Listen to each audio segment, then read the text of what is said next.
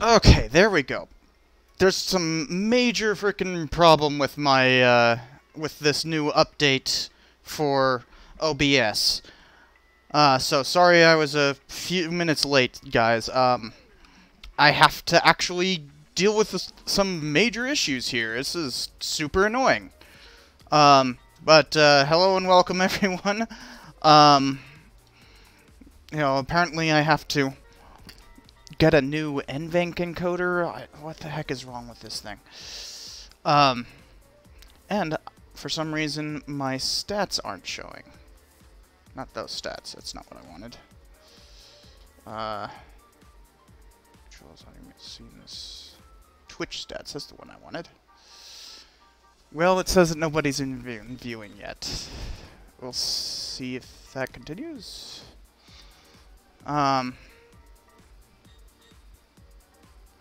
Something is wrong here.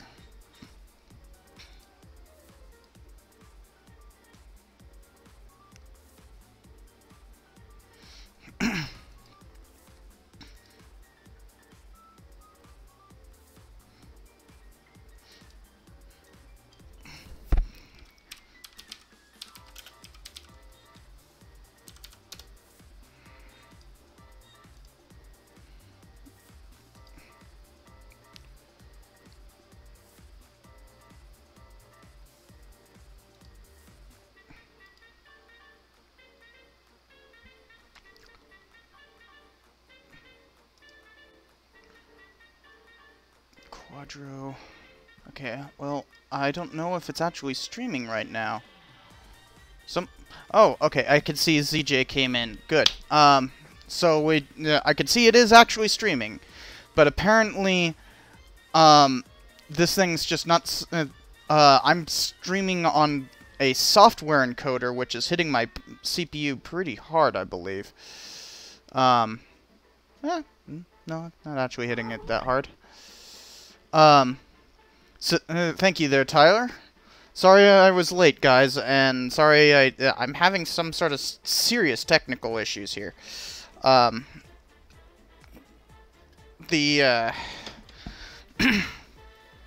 I need to get the newest Quadro, driver, and I will download it and deal with all that some other time. It's gonna take a long time to download, though. But last time we left off, we were watching some videos of mine that I had uploaded specifically on my birthday. So I figured we would finish up the one that we left off on, which was the Patton movie review, and then we would either switch to playing something more relaxing, so not Mafia 2, but maybe like Journey or Rocket League or something like that, something that that I actually really like playing. And so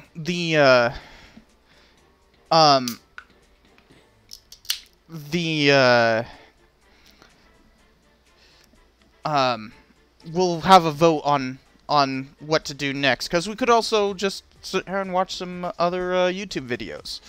Up to you guys. But first and foremost, gotta get some beer going. Especially after that disaster with the frickin' drivers. I don't know why this new version of OBS requires me to have like the newest drivers, but apparently does. And that's super annoying. So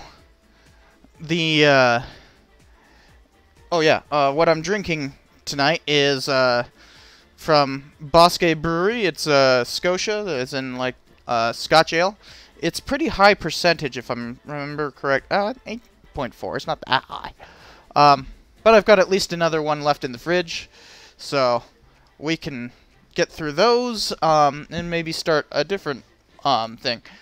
Also, we have a regular visitor who is cleaning himself, but he can be interrupted. Hiya. Here. Who's a good boy? Who's a good boy? Yes, you are. It's like, leave me alone. I was cleaning myself. You gotta say hi to the camera. Say hi to the camera. He's like, just leave me alone, damn it. It's like, I don't give a damn. I'm just gonna clean myself.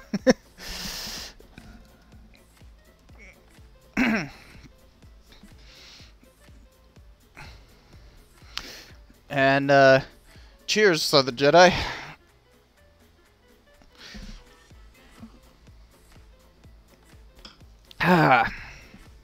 And Tyler has a question. What is the most specific and narrow niche topic book you got?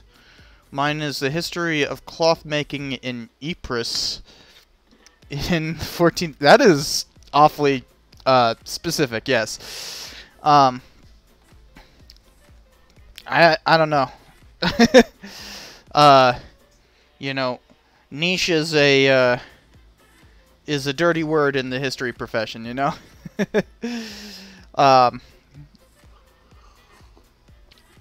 So I probably couldn't tell you. Maybe it would be fun one of these times to do like a bookcase tour, but that would also require having, you know, streaming from my laptop rather than my desktop, which I'm streaming from my desktop. Oh yeah, that's the other thing. The weird thing is this update, or this OBS update also screwed up my connection to Elgato for my Stream Deck.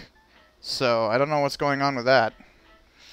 And do let me know in the chat if I have any like significant, you know, downgrades in quality and all that, because this is all being done through my processor now rather than through my graphics card.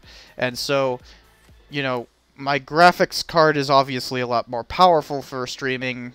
It's a Quadro, but there's some sort of driver error here, so I'll have to figure that out.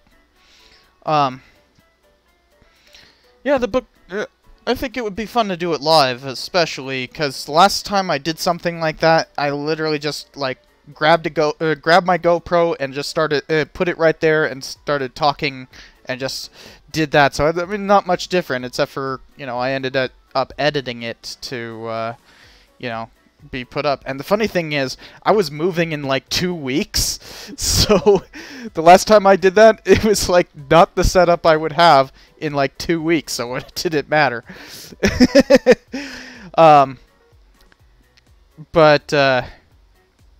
Okay, sometimes just restarting the Stream Deck will make it work, so let's see if that works. Hey, it works. Okay, cool.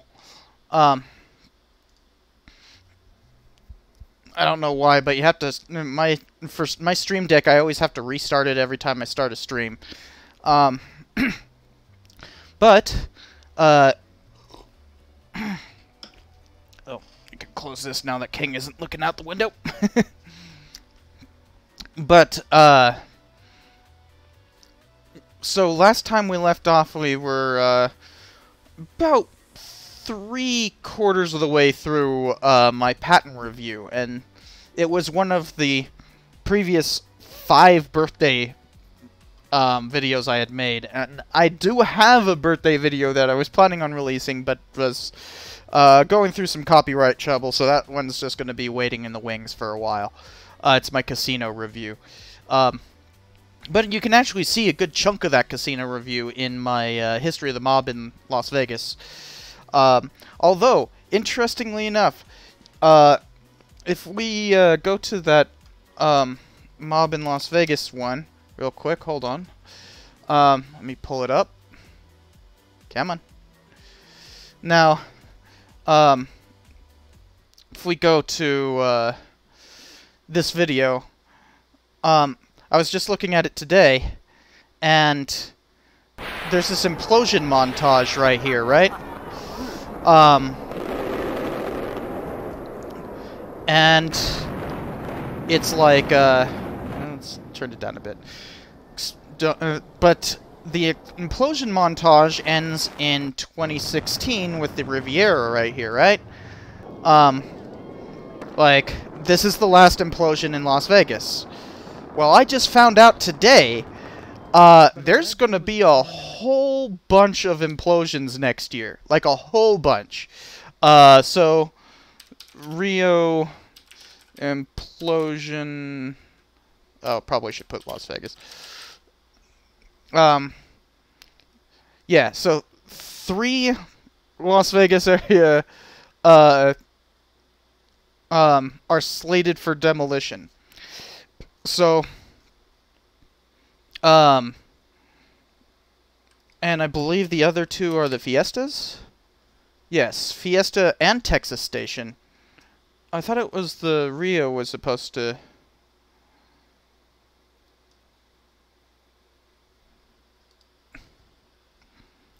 Rio Las Vegas is... okay, so I was informed that it was actually slated for implosion. Oh, yep. And replace it with the Major League Baseball park. So, 4 possible implosions next year. 4. Think about that. 4 implosions. Oops. So that's gonna be quite a thing. Whoa, no, that's not what I wanted. Hit that one. There we go. Why stop? And one of them is actually going to be near my parents' house, the Fiesta. So, like, I might actually go and see it. Because Fiesta Las Vegas, or I should say Fiesta Henderson, is this casino. Right there when you get off the highway off-ramp on the 215. They're going to implode it. So... I've been there a million times. I've, used to go to this thing, the buffet, all the time. So it's going to be interesting. They're also taking down the Texas Station one. So, like, there's just a whole lot of demolitions happening. That's a different Fiesta. That's the one that's the other one in Las Vegas. This is the one that's getting demolished in Henderson. And yeah, so there's going to be like 4 demolitions next year. So, what a way to celebrate the end of the pandemic, right?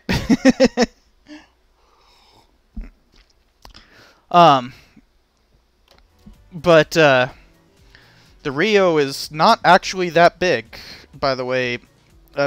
Mezzodecape. A Mezzodecape? Yeah, they did have a pretty good buffet at... station casinos are kind of all fairly similar in terms of their buffets, but sometimes you want some variety, and each one has its own little quirks. Like, Sunset Station has, like, a better dessert area, but, like, Fiesta had, like, better meats. Green Valley is kind of a good in-between, but, like, Green Valley is also often, very crowded, especially on, like, senior days when they have, like, special discounts for seniors. Buildings will be wasted. Well, buildings in Las Vegas are always a temporary thing. You don't have permanent buildings. From the original Flamingo, there is not a single building standing. The original, it's all on the original site, what the Flamingo is today, but not a single bit of it is part of the original structure. It's all been steadily, it wasn't imploded, but they have been demolished and put in new buildings. I think the oldest building there is their South Tower, which was built in the late 1950s. So like a decade or more after the first building went up there. Shin Party says, I have to ask, when did MGM go from movies to casino operations? They never stopped making movies, and MGM Studios is still around. It's just Kirk Kerkorian bought MGM in 1969? 1970, somewhere around there? And created the first MGM Grand Resort, which is, by the way, referring to a previous movie, the whole MGM Grand thing. And that got sold. It's currently the Bally's. I think that got sold in '82. Oh yeah, they're actually renaming the Bally's. It's not going to be the Bally's. It's going to be like the Horseshoe.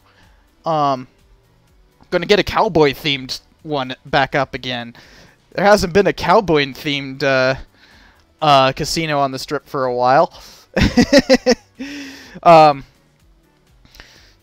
Tyler says, what is the international called now? The one Elvis sang at? It's called the Westgate. It's, here, we can go here and Westgate, Las Vegas.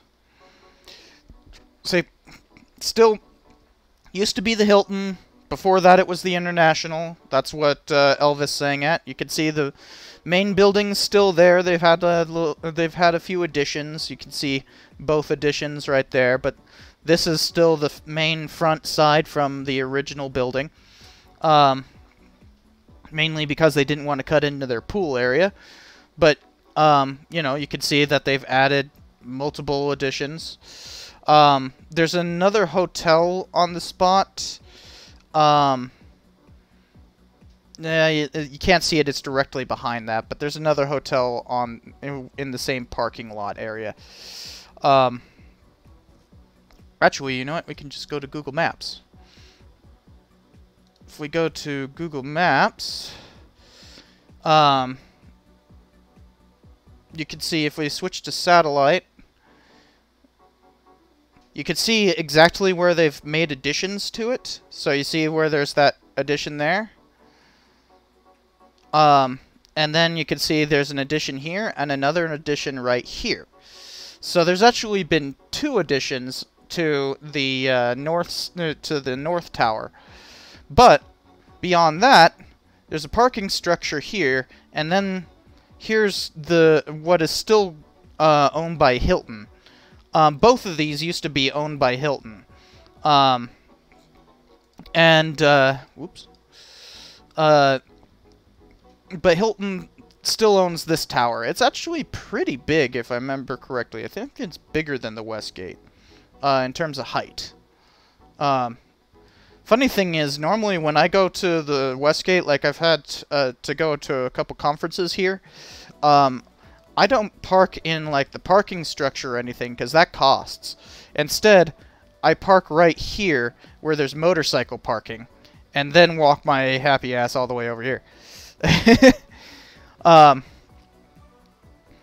And yeah, that's all there. By the way, something funny. I was pointing out that you know, they didn't want to expand so that it didn't cut into their pool. The funny thing is, the pool here is exactly where the pool used to be, but that's not the same pool as original. This it kind of looks like a pair of ovaries and a uterus, doesn't it? But the I've never noticed that. But the original pool was like right around here, but all of this is like convention space right around here. And so the pool's actually up on the roof. So I've actually had like a reception there. Got like free food in this little pavilion right here. But yeah, it's now called the Westgate.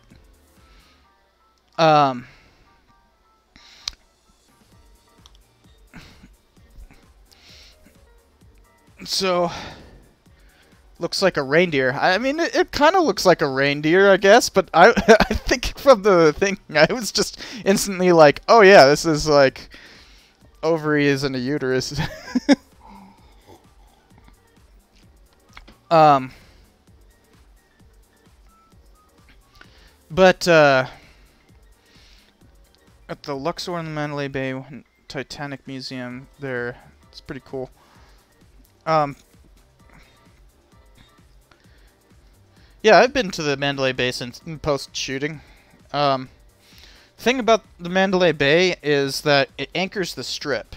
So, if we go to maps real quick, and zoom way the heck out, and zoom enough not so that you guys don't see where my parents live. And now switch to this. If we switch to here, you can see this is the airport right here. And, this is the strip right along here, right? And so, you can see there's no casinos here. Huh. There's new shops there. Oh, no, that's still just shipping stuff. But the, Pinball Hall of Fame... What? No. The Pinball Hall of Fame's way the heck over across town, like over here. Anyways, this is the Mandalay Bay right here, right? And you can see they've actually paved over where the shooting happened. Because the shooting happened right here. This is the MGM... Wait. What is that? That doesn't look like the MGM. Mandalay Bay. Boop, boop, boop. No, that should be the MGM. What is this? Oh, it's Tropicana. Duh. I'm an idiot. But the, where's Reno Street? Yeah, this is Reno right here. And so this is where the shooting actually happened. Notice that they've now paved it. But it wasn't paved back then. It was all dirt. This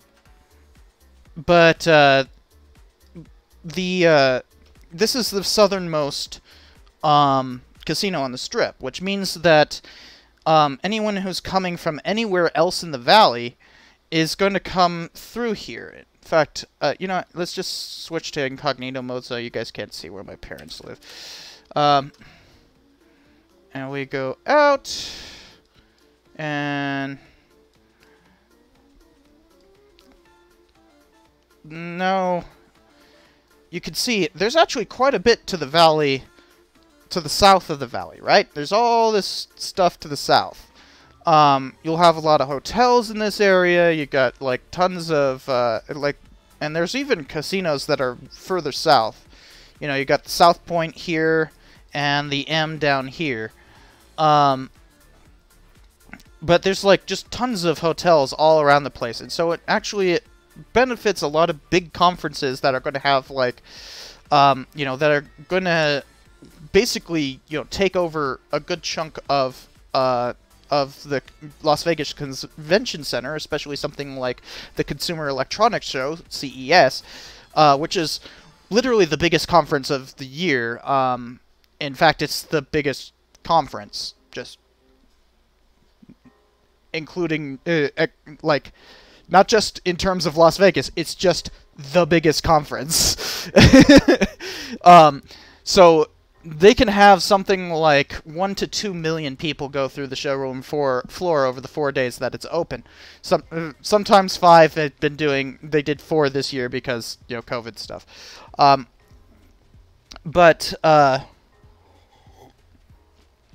So if they're trying to move people throughout the Strip, when you have literally 1 to 2 million people needing to get to that spot, it obviously doesn't make sense to like require everybody to drive their own vehicles. So there's this huge busing system that comes with CES, and and one of the anchor points is right here at the Mandalay Bay because it's the southernmost spot. You can also see that there's like a tram going between stuff. You see that? You see that tram right there? And basically with the tram, you can kind of go all the way around Las Vegas just using like this is the the tramway only for this extension from Excalibur all the way to Mandalay Bay. So it doesn't really make sense since you have to like walk across from the MGM where it ends right here. You see where the monorail ends right there, and then you have to walk all the way across, and then you can take the tram. But during CES, back when this convention center wasn't being used by CES, it gets used during CES now, but this right here was the pickup point for the bus, and like this was just a big old parking lot out here. Now it's all convention space, but this was like one of the main entrepoles for CES, and like literally the biggest conference. So incredibly important, and so like obviously Mandalay Bay needs to continue to operate, but there was quite a stigma around it for a couple of years after the shooting.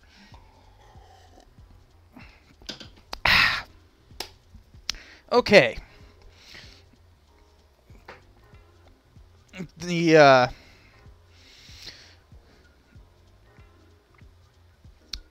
So, by the way, Shem Party, Pinball Hall of Fame, the last time I went to it, wasn't really that interesting.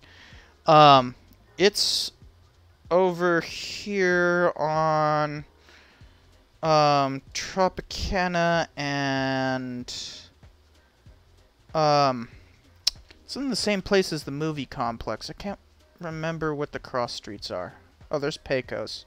So it's like right here. Yeah. It was in this little building. I think they've moved since then to like another one of these buildings over here. Like now they have their own building, but like it was just a literal strip mall place right here. But you know, if you're really into pinball, you know, bring a batch of quarters and, you know, have some fun. You know, let's see where's the pinball. It's still saying that how is it?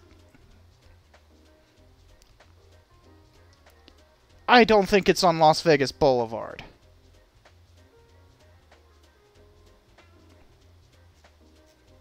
Why is it saying it's on Las...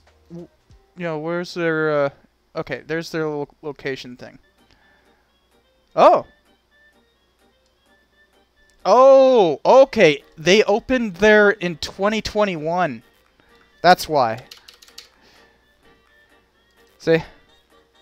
Okay, so they moved fairly recently. It used to be way the heck over here, over here. That's Eastern. Here's Pecos. It used to be right here, then they moved to like this building, I think. Or maybe this building? No, that's the Rebel. Yeah, I think this building is where they moved to. So they just moved like across the parking lot, and I guess now they're actually at the Strip. So cool. But you can also see from their pictures here that there's a 3D tour on Google Maps.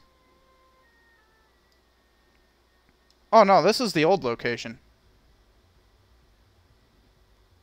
Yeah, this is the old location. But you can see what it was like. It was just basically a big batch of pinball machines.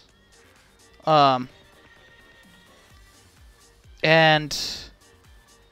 if I remember correctly, it was like, where is it? I think it's right here.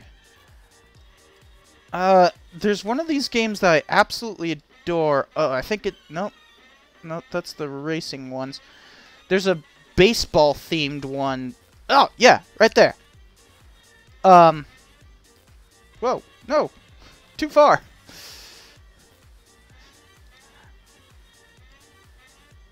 Where is it? I just saw it. There it is. So the trick here, you can't really tell, but like, oh man, I would I kicked ass at this game so much. The main thing is that you just have a ball and it rolls forward and you hit it and you try to hit these little things right here, and you know, if you get it center, left, or home run, so be it. And I would get replay after replay after replay on that thing. I could basically use like 50 cents and play all day. It was great.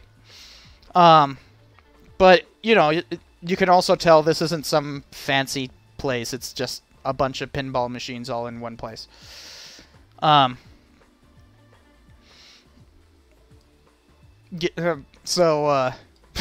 funny that I could like that quickly find the game I was so good at. That's how I know this place. I used to spend a lot of time here, especially when I was under 21.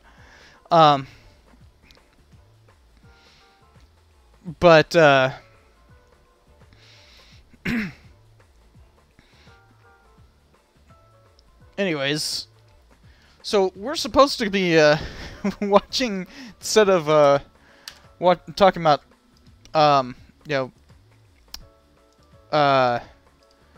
Las Vegas stuff, which, yes, the main reason for having done the original stream was that this, you could see, copyright claim, because that's what I wanted to release on the 31st. But now it's just going to have to sit there and wait. You can tell I really busted my ass to freaking, you know, get this thing set up. I had to upload like 4 different versions, so this is like the 4th version I finally just gave up. 2 days of uploading, so I actually finished editing it on the 22nd. But still, I was planning on releasing it on the 31st. Actually the 1st, but yeah. Didn't get to do that. But, this one went through just fine, and let's finish up where we started. We were talking about how squeaky a voice Patton had. Or I guess, well, I guess we'll go here, start off here. So, actually, you know what? Let's just start at the accuracy section. So this is where we left off last time, doing the Patton watch through. So let's finish it up. This movie is amazingly accurate. It often simply quotes the real deal. Much of it is anecdotal, as any quote during wartime is, but that's how history is made. For instance, take this scene that pushes Patton to veer the Third Army into the Battle of the Bulge. Sir General McAuliffe turned down a German surrender demand. Know what he said? Said nuts. Keep moving, Colonel. A man that eloquent has to be saved. Well, the nuts comment is very real. The Germans asked the 101st to surrender, and the official reply was sent saying this. The line about eloquence was taken from a pop history account without sourcing, but is definitely in line with Patton's personality. He had so many great one-liners like that. Fixed fortifications. Monuments to the stupidity of man. In fact, the opening speech is... So something that I have to point out, that I pointed out last time, but just in case anybody missed it, that section where I show the actual like nuts letter, I had to go and dig through like through the Library of not Library of Congress, National Archives. Digital archive, because it wasn't just like that easy to find. You had to go through all the correspondence, so that was a heck of a thing to go and find. And then that whole thing about fixed fortifications thing, I included that specifically because this was released in 2018 and Trump was president, and it was like a big to Trump, you know?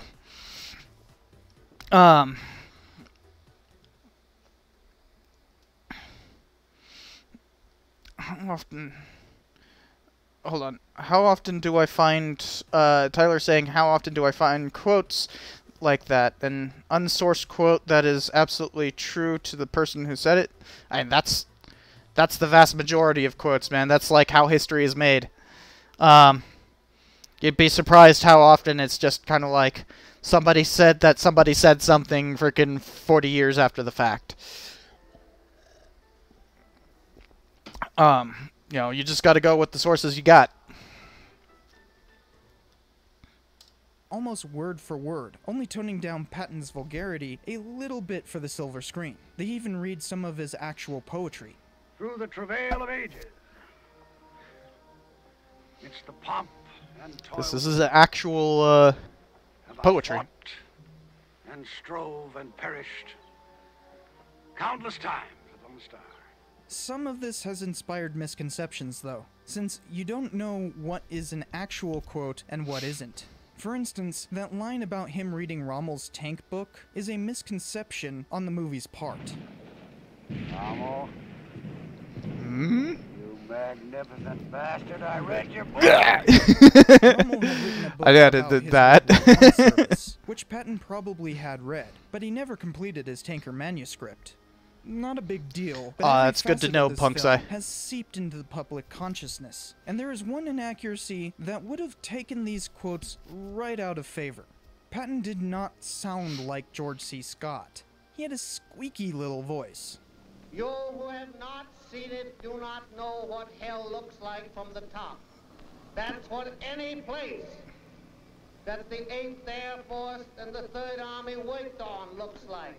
Now imagine that beginning speech with that kind of voice. No bastard ever won a war by dying for his country. He won it by making the other poor dumb bastard die for his. Doesn't have the same effect now, does it? I'm glad they let Scott. Imagine if they actually did that voice the whole time.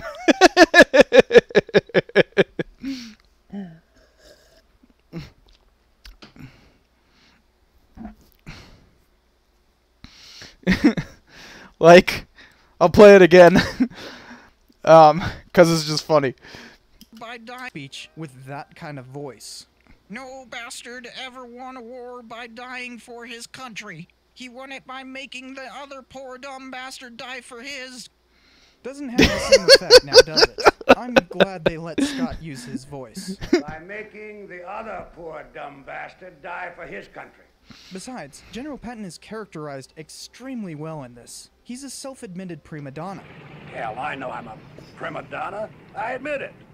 They even get his flamboyant attire correct, with the shiny helmet and ivory-handled revolver. Though, I have to say, he never dressed like he is shown at the beginning. He only wore that getup once, and that was in his backyard, plus, he wasn't even a 4-star general while making that speech. But that is done to give you a sense of the man, since the speech is given completely out of sequence. In the movie, he's hard-charging to the chagrin of his own troops. Somebody tough enough to pull this outfit together.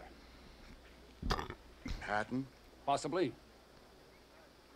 God help us. He really his uniform requirements at silly times. Where are your leggings? Leggings? What? You're a soldier. $20 fine. I knew one veteran who was fined by him while walking back to headquarters from the front line, and those stories permeate the literature on Patton. But That guy that I'm talking about there, ended up becoming a sheriff of San Luis Obispo. And you guys might remember my, you guys might remember my police episode from 2020. The police militarization episode. And at one point I do kind of mention that I had a bunch of people checking it and everything. He was one of those people.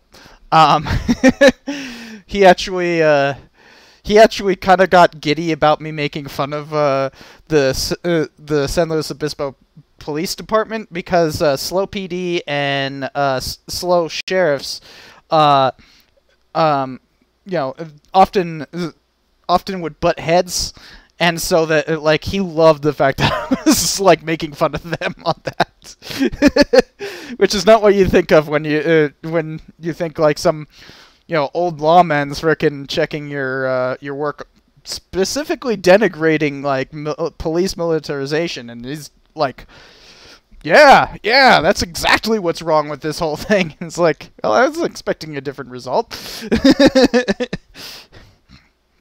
But the same person I'm referring to there. This was for a purpose. They don't look like soldiers. They don't act like soldiers. Why should they be expected to fight like soldiers? You're absolutely right. The discipline's pretty poor. They'll lose their fear of the Germans. And I hope to God they never lose their fear of me. He was truly hated by his troops, but also loved for his results. There are darker aspects of his personality shown here too. For instance, he really did believe that he was the reincarnation of various soldiers through time. You'd have made a great marshal for Napoleon if you lived in the 18th century. But I did, Sir Harold. I did. The one thing in his character they got wrong was his supposed love of the aftermath of a battlefield.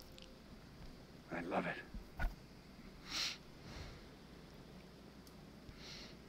God help me, I do love it so. He always saw those occasions as solemn and mournful times, hence why he famously vomited at the Ohrdruf concentration camp. He definitely loved war.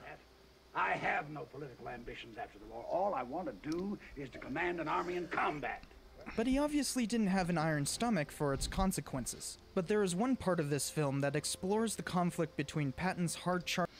Some people got really mad about that, by the way. They said that, like, me saying that Patton didn't have an iron stomach when seeing all the bodies and everything, like, that I actually had somebody say that I made up the whole thing about him vomiting at the concentration camp, which is, like, well documented. I have footage of it. Like, there's no ifs, ands, or buts. He definitely did that. Also, why would you be offended by that fact? Like, just because the guy is, like, a hard-charging frickin' officer doesn't mean that he has to be a complete asshole. Like, I don't, like, the weird myths surrounding Patton that, like, I've had people say that, like, he was a free speech warrior, which is just like, do you know anything about the guy? Do you know a goddamn thing about how the military works? Like, there's no such thing as free speech. When you get in the military, you sign away your right to free speech. That's gone. Anybody who says otherwise doesn't know a goddamn thing about the military. Like, not a frickin' thing. And yet, you know, people really do say that kind of crap. And there's just all this weird hero worship that has nothing to do with what Patton actually did. They just, like, seem to think that he was, like, the best general ever, on the face of the earth, and blah, blah, blah. It's like, he was a great general, don't get me wrong, but, like, he wasn't good politically. Like, the guy was terrible at politics, and that's actually a pretty big chunk of what it means to be a general. So without that, it's completely stupid to say that he was, like, the greatest general ever when he couldn't even do politics good. Like, that's a necessary part of being a good general. And anybody who studies history would actually know that, rather than hero-worshipping nonsense.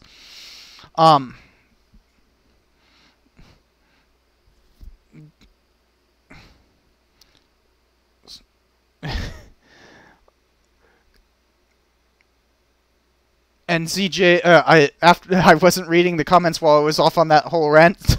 Sorry, but ZJ is absolutely right, because I'm saying an American hero wasn't perfect, and therefore, it's like, well, no, duh, he wasn't perfect. Like, people were saying that at the time.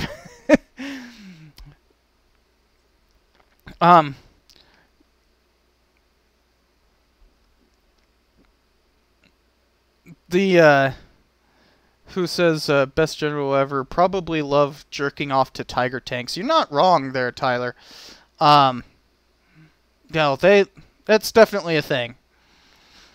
You think of him as a godlike figure, and just being an officer as well, the amount of time you spend dealing with locals is much higher than you'd think.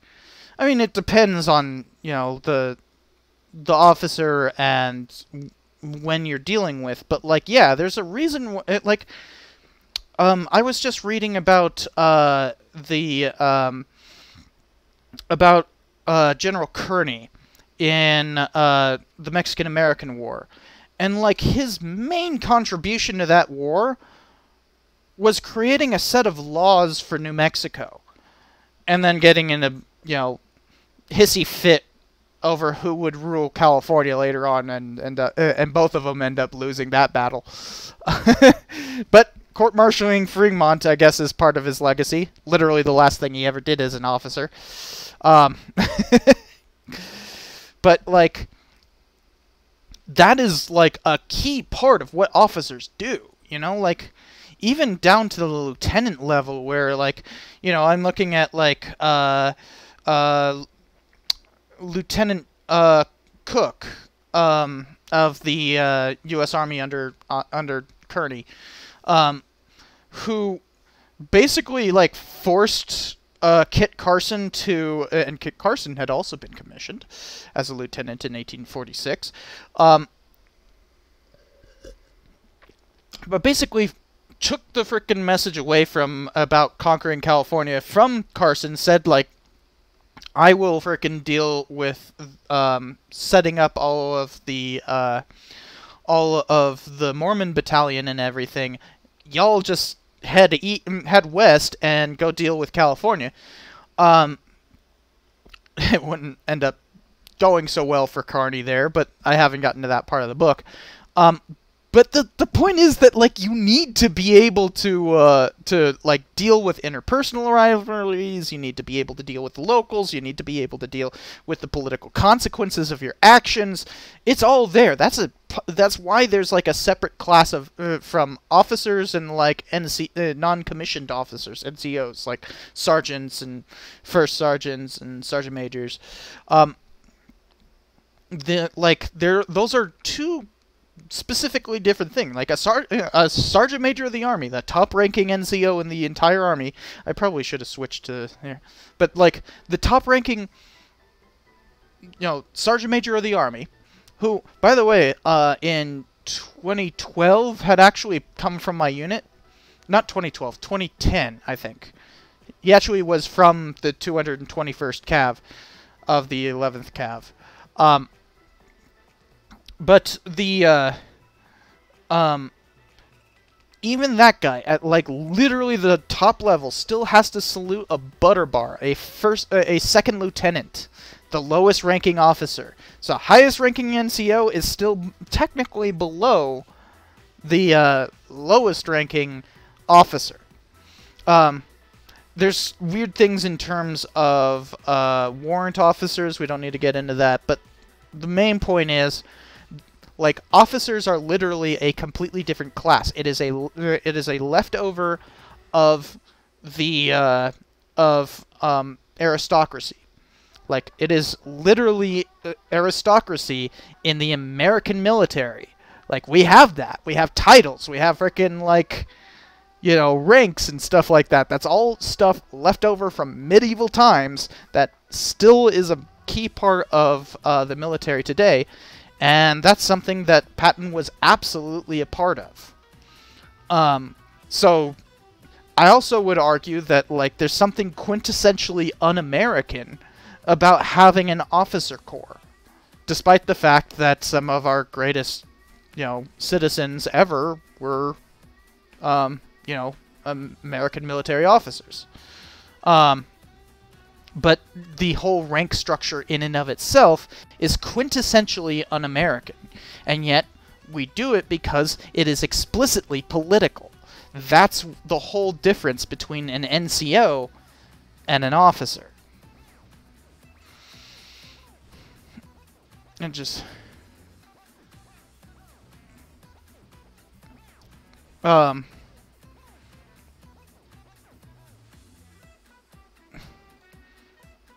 Anyways, had to read the comments there, and then let's get back to this.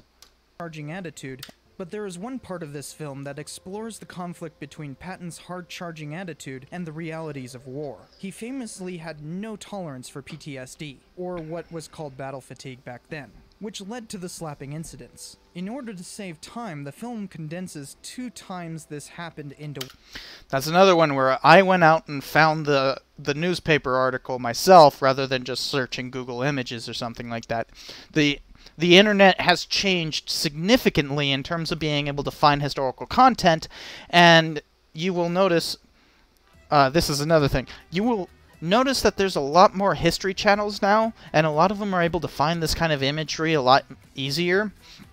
It's because, you know, a lot of these newer history channels aren't like history majors, or they might be history undergrads or something along those lines, but like they don't really have that much experience with archives, and they don't need to anymore. The internet has gotten so much better since I made this. This is 2018. This is only 4 years ago, you know?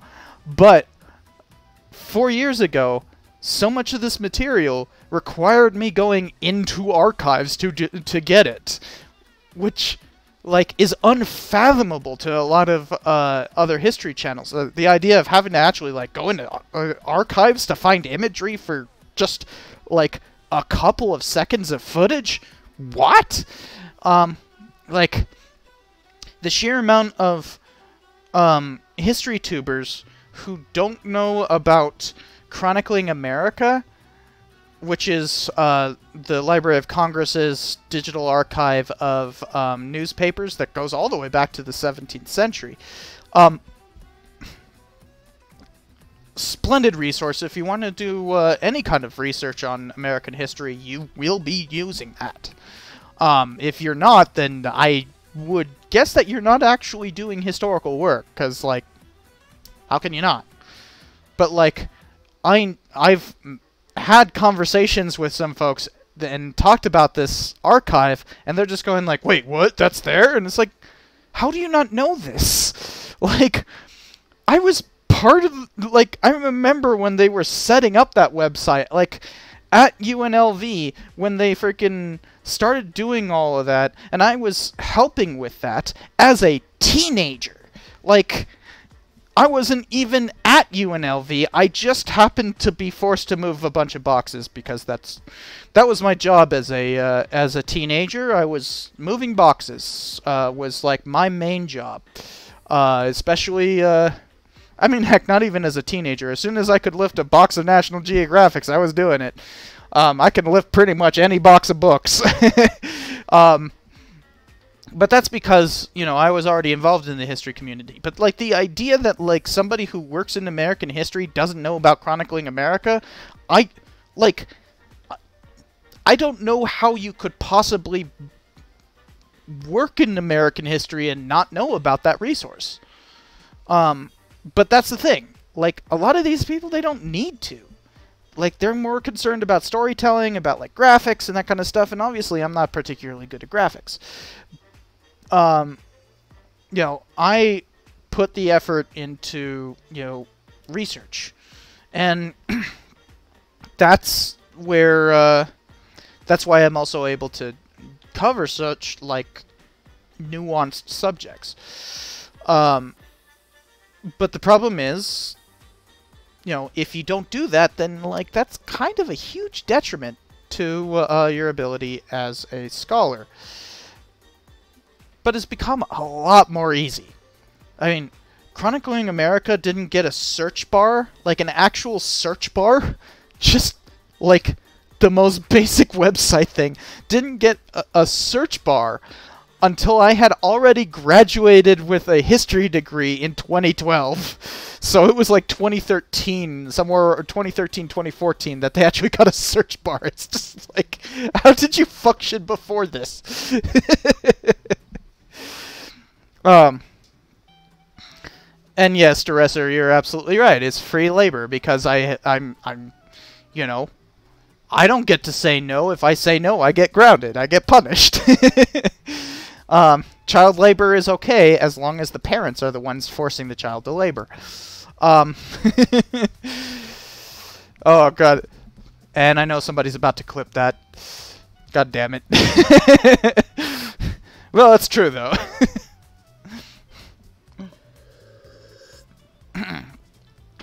Anyways, let's get back to the movie. I, but directly quotes from both. Much of the movie is about him dealing with the repercussions of these incidents. The second half of the film is basically a redemption arc for him, and it works well. Some might complain, but this fits the actual narrative quite succinctly. There are parts of the film where you kind of wonder, did that really happen? Most famously is this one. And I promise you one thing, General. You will see no more German planes.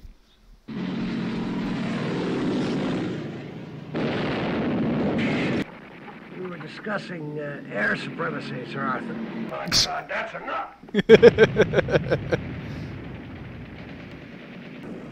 Come on, you bastard! Take a shot at me right in the nose!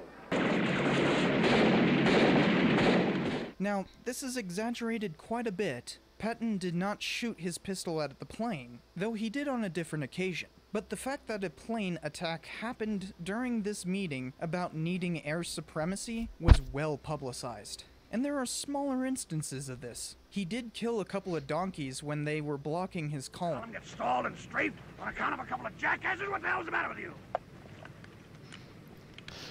And by the way, ZJ, if I half-assed like carrying boxes, I would be punished. So kind of a lose-lose there.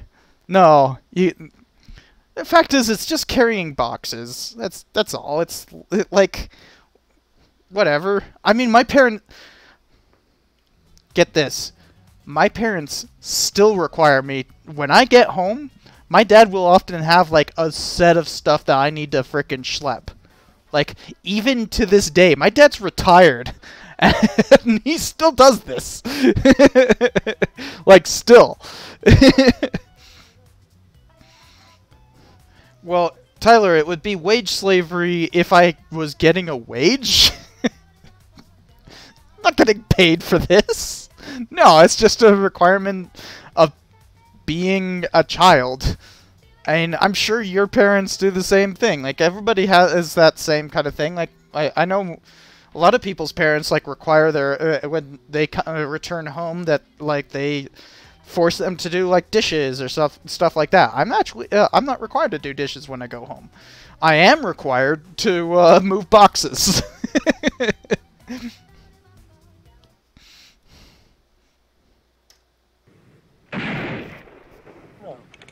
No. Whee! While we don't know the words of their exchange, Patton really did have a terse exchange over drinks with Soviet General Zhukov. You are a son of a bitch, too.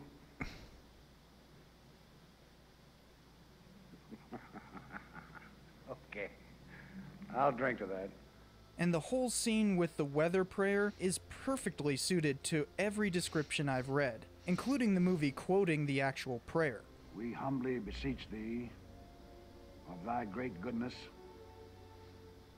to restrain this immoderate weather with which we've had to contend.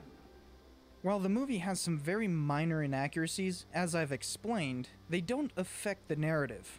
The only other inaccuracy I want to point out is that since the movie contracted with the actual army to produce some of the footage, they were forced to use the oldest tanks the army was still operating in 1970, and that was the ironically named Patton tank. You can spot M46s, 47s, and even some 48s being used for both sides. Even the Jeeps are mostly too modern for World War II.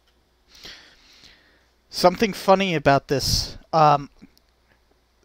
the U.S. Army decided to use M48s primarily to represent German tanks, and older versions to represent U.S. Army tanks. So, like, think about the implications of that. That, like, the U.S. Army thought that, like, the actual people working with Hollywood to make this movie actually was, like, trying to say that, like, the Germans had the more advanced tanks. Like, they still lost the war. And, like, maybe like, you could argue that, like, Tiger tanks were frickin' more advanced and all that kind of stuff, but, like, that didn't make them win the war. What made us win the war was our tanks. Our tanks were very much highly effective. And it was because we were able to mass produce very good tanks. And like, yeah, that's kind of a weird thing to realize that the army itself is doing in this. Like, the army is saying this. The U.S. Army is the one choosing what tanks represent what. Are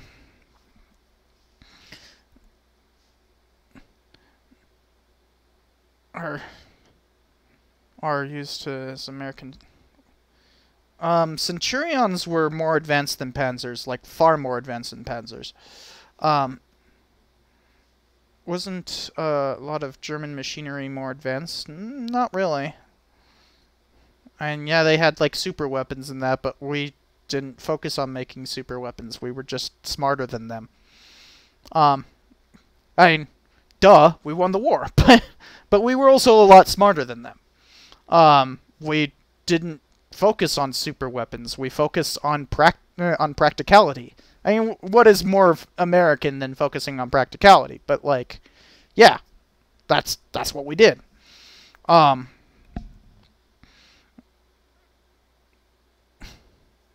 So, anyways.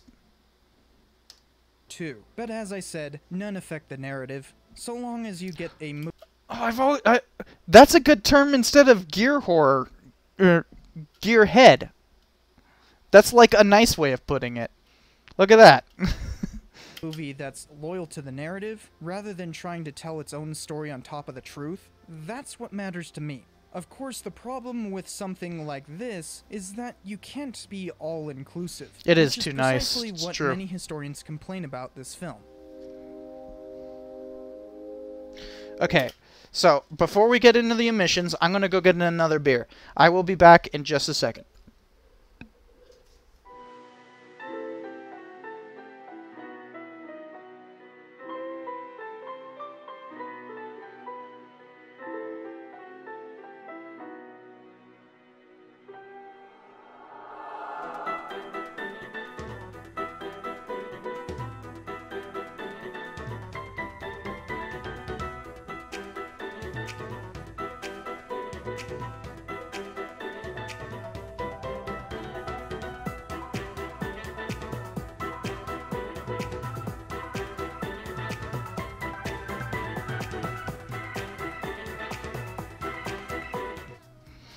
I have forced King to come join us. He didn't want to. He was sleeping. But I forced him anyways. He's probably just going to curl up and go to sleep right there anyways. He was sleeping. There we go.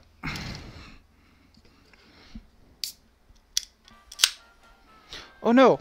I just got beer on the keyboard.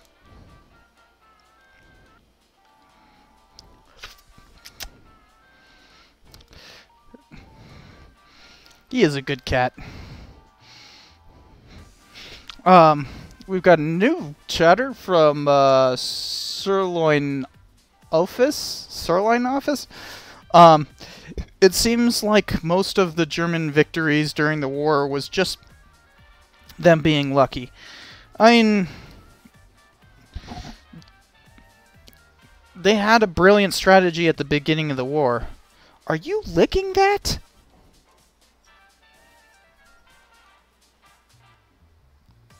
I don't know if I should stop him. Like, there's not a lot of beer on the thing. That's from my previous one. This is the new one. But like, are you feeling it? Your little tiny liver frickin' feeling it? Cats have like little tiny livers. They can barely process alcohol, but like, I don't know, whatever was on the rim of that couldn't possibly have been that much. Maybe it's catnip beer.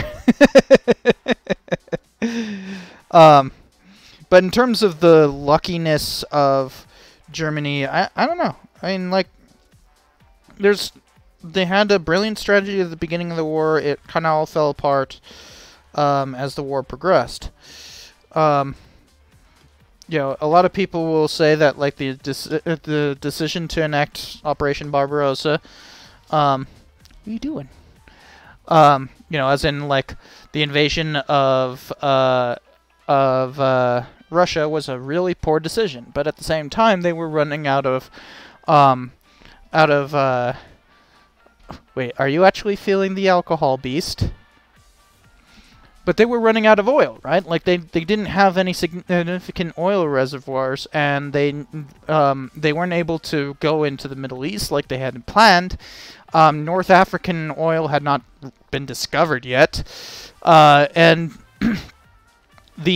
although interestingly enough, the Germans were actually some of the first to do significant work into trying to find North African oil. But, like, the Middle East had been completely blocked off. Even as far as Persia later in the war got invaded by Russia and by the way, it was called Persia back then. Iran now. Same territory, but, you know, different names. King, stop clawing at that. You want to go outside, you can go outside. There you go. He just wants to be able to look outside.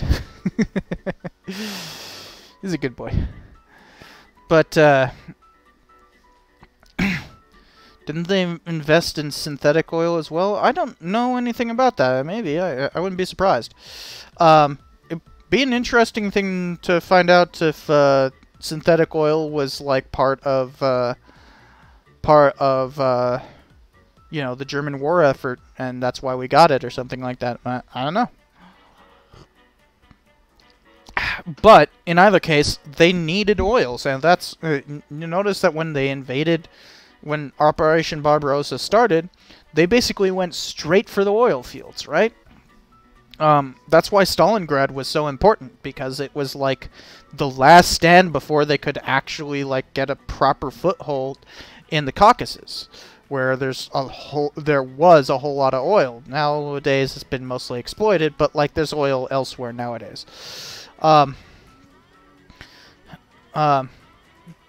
Sirloin Office says, like, if Stalin had listened to his spies and launched an offensive before the Germans were ready, they probably could have taken the rest of Poland.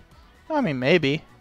Yeah, and that's what I was talking about, Shen Party, was that they were trying to take the Baku or oil fields. And that's why Stalingrad was kind of like that last stand kind of thing. Okay, well, King is now trying to fall asleep, so let's give him some peace. Ain't that right? Yes. He's a good boy. Anything is possible if you war game it hard enough. Yes.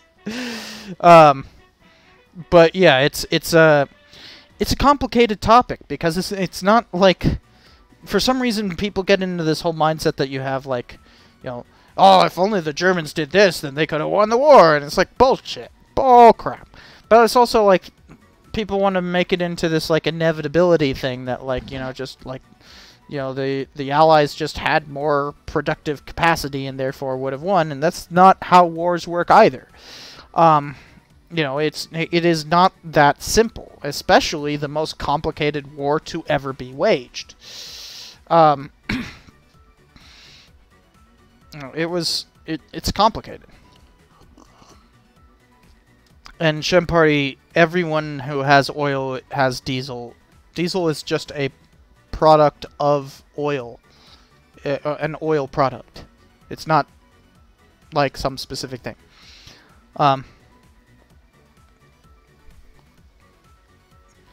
And Tyler, you're not wrong, but you know, I don't give a damn about, like, you know, what if the Germans won? Like, that is, you know, crappy alternate history 101. But, like, you know, if you want to talk about it as a problem of inevitability, then yeah, I mean, there's a lot of things to talk about, but it's not about, you know, what if they won? Yeah, that's a really crappy way of looking at history.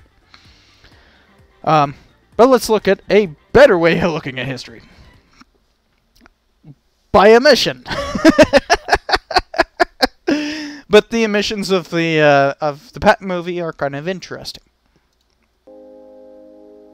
A lot of things were omitted from this film, mostly for brevity's sake. Think Thucydides. We didn't have to deal with a cradle-to-grave movie. They made a TV sequel, which actually unomits... Is that a word? No? Then what? Thesaurus? You have failed me for the last time. Whatever. The sequel rectifies some of these things, but that film was really boring and poorly constructed, only redeeming itself with Scott doing another Patton rendition. So I'm not covering it here. I sat through it and don't recommend anyone else doing so. Sorry, that's all I've got for you, Awesome Inspector. From the reality section alone, you can tell there are a few missing pieces here. The movie doesn't show anything that happened during the war after the Battle of the Bulge. In fact, it hardly shows the battle itself. It just kind of jumps ahead. Okay. What has been frustrating for some historians is the unwillingness to deal with Patton's niece by marriage. Supposedly, while in Britain, or even as early as his time in Hawaii back in the 30s, he began having an affair with her. Many have doubted this, but not Patton's wife, Beatrice, who confronted the niece just after Patton's death. The niece committed suicide a few days later. Not really something the movie wants to dig into. Of course, the biggest omission is that it never depicts General Eisenhower. They talk about him a lot. Observer, but I report directly to Ike. The spy. Ike had to consider all points of view. He made his decision, not as an American, but as an... I had to actually, like, go through the movie and find every, like, offhanded mention of Ike. Remember, Ike stood by you, and everyone, and I mean everyone, wanted Patton with a rope around his neck. Ike came to that conclusion in London 3 months ago. I didn't pick you. Ike picked you. But that's not the same as showing him. For such an important figure in Patton's life, why not show him? Well, it's kind of out of political necessity. Ike died a year before the release of this movie. Imagine depicting Ike antagonistically to Patton just after Ike's death. Definitely something to be avoided. Besides, this movie is intentionally constricted, and I think that is a good thing. We don't see Patton in World War I, wallowing around in... Oh my god, look at that frickin'... Look at how terrible that salute was. Hold on. Go back. Constricted, and I think that is a good thing. We don't see Patton in... Okay, well, it looks good there, but boom! He's just like... Look at that! What is that? Like... Okay, you actually salute differently if you have glasses. If you're wearing glasses, you actually touch the tip of the glasses like that. But without glasses, and I can't read anything while I don't have my glasses on, but without glasses, you do this. Notice the difference? Like this guy's like just, he's got 3 fingers touching his forehead, and then he's like covering his eyes. He's like, oh my god, the sun! Ah! The sun! The sun! But, like, this isn't how you salute. Like, what is this? You go like that. Like, there's... You see that? Touch here, and barely touch here. Not necessarily having to touch. Now, if you're doing it ceremonially, you do it here, but I'm guessing that's not supposed to be ceremonial, and also those standards are have changed over time. But this standard salute, notice tilt, notice the tilt, and parallel with the marching surface. It's almost there with his hand, but like, oh my god, that is, it looks like this. Like, what is this? Terrible salute. It's like, yes, sir. War I, wallowing around in peacetime, directing tanks against... He touched fucking all 3 fingers, though. Like, what is that? It's like the scout salute, you know? Like when you're in the Boy Scouts, like the scout salute. The veterans of the bonus march, training stateside, or administering and dying in Germany. We don't need to, nor should we want to. It's a long enough movie as it is, and to tell a good story, they have to constrain it. That's something Hollywood really needs to learn. Stop trying to tell your own story and tell the actual story. In order to do so, there will be mistakes, inaccuracies, and omissions. But be loyal to the actual story by constraining it like this. Mistakes, inaccuracies, and omissions are only really problems if they affect the narrative. What about the director's story? No, the real one, damn it. Why can't people get that? History is a story. It's right there in the name. If you can't tell a story with the history you are trying to depict, go make fiction. Rather than lazily contriving your own story off the hard work of historians who managed to do it themselves. This movie perfectly encapsulates its history by limiting it to what the storyteller could do. That is a hallmark of a good based on a true story movie. Is it perfectly accurate? No, silly. That's the point. It doesn't need to be. This movie's inaccuracies do not affect the narrative, and that is why it Cut is your great fingernails, above George C. all Scott. other things. We watch an awesome, true character go through a true story. If you pick off the inaccuracies, you still have an intact story. That is why this is my favorite historical film of all time. Okay, we'll get to this in just a second, but one thing I want to point out. Something interesting that just an interesting video that just recently came out was Atunche did a video kind of like looking back on a previous video where he like defended against like you know, the whole, you know, he basically took the whole thing of like, it's just based on a true story, it's not a documentary, and then he kind of like, you know, he's grown up a bit, he's gotten better, and he's also, like, made his own film that he's eventually putting out.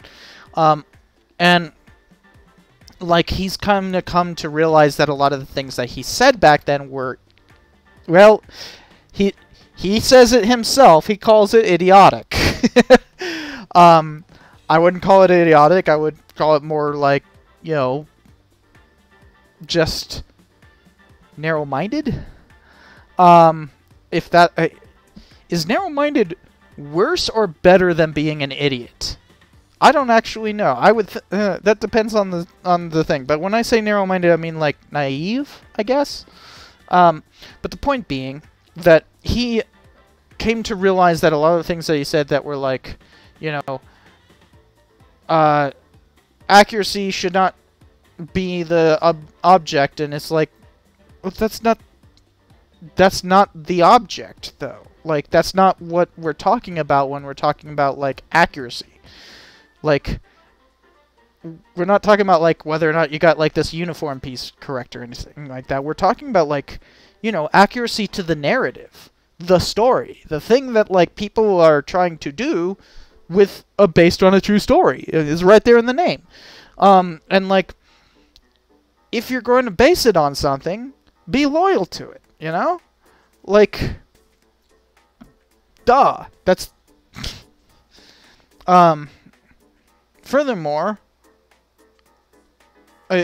one thing that I've had on, multiple occasions that people are like, well, it's based on a freaking, like, you know, book that's not, like, loyal to the story that it's based on. It's like, well, that means that its disloyalty passes on to the film. Like, its really crappy disposition, its inability to think about, like, history as a story, as in history, to think about history, rather than just, like, a procession of facts. It's actually a story. That's what historians do. It's in the fucking name. But, like, that passes on to whatever it's adapting. You know, if you take Death of Stalin, for instance. If Death of Stalin is, yes, it's based on a comic. Whoop-de-doo. That comic is crap. It's utter crap. That means that if you're being loyal to crap, you're loyal to crap. Like, that doesn't change whether or not you're going to be telling a good story. If the story itself that you're basing it on is crap, and you do nothing to alleviate that crap, it's still crap. Duh!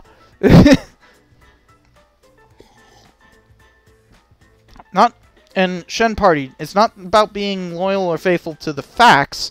It's about being loyal to the story. That's what matters. It's literally in the name, based on a true story. Tell the story. Otherwise, go somewhere else. You're underqualified and kind of a piece of crap. So, let's get to the spicy bit of this video. The disclosure of bias. When the first time I ever actually revealed my name on the channel. No joke. This is actually the first time I ever reveal my name. I didn't reveal my first name though. That's actually I mean there's only 3 people in the world that have my last name. But like I mean there used to be 4, but then my sister got married.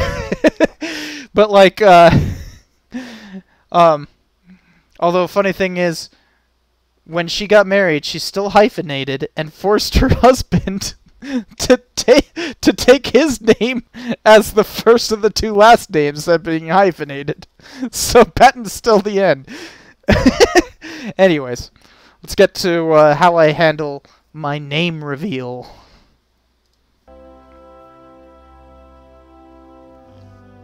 This is really long already, and thanks for sticking with me, but I've got something more personal that... By the way, guys, before we get into it, I just want to point out, I don't know if you can really see that, but you see these little like artifacts on the background? These little dots here, here, here, and anytime I like put my hands up, you can really see it.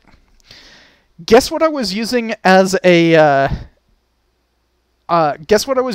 green screen? Well, obviously I couldn't use a green screen on this, right? If you see that, you know, you can't use a green screen there, right? Like what I'm wearing is green, so if I was going to use a green screen, then I couldn't. Then I would be like mixing my own thing, so it had to be blue. I didn't have a like proper green screen at this point. I couldn't afford it. This is 2017. I had like barely even started making money, like any kind of actual money on this channel, right? Like 2017 was my breakthrough in terms of like actually making it as a YouTuber. And this is right at the beginning of that. So, and also I had just recently moved. So, guess what I used as a green screen? Because I can tell you, it's right here in the room with us. Oh, you really can't see it, but like it is right here in the room with us. It is not a green screen. Blue sheets is the closest we got. Yeah. So it's a blue blanket.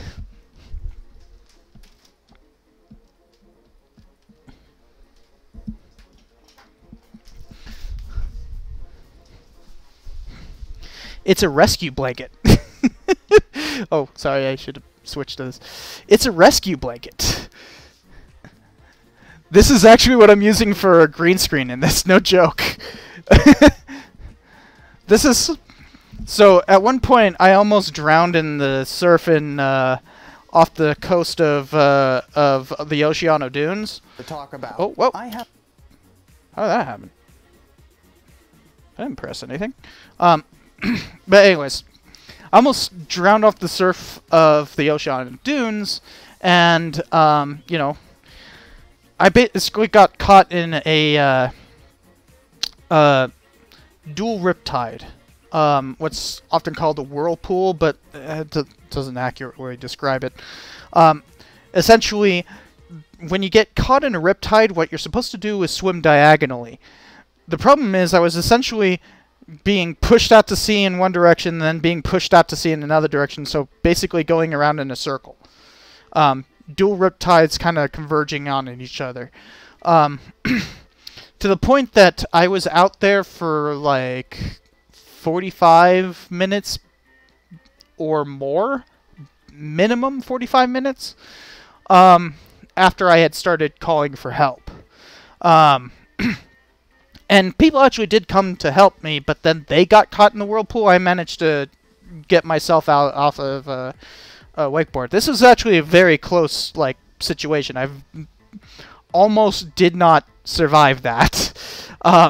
My blood temperature was, I think, 85 degrees, and if you get down to 84 degrees, you're looking at brain damage. So I was literally right on the verge of brain damage. But to warm me up, they gave me this. This is a rescue blanket given by Cal Fire. The blanket that I'm using in the background of it is this. This is that blanket. And it's literally something that was used to disclose my dang it. It's literally something that was used to save my life.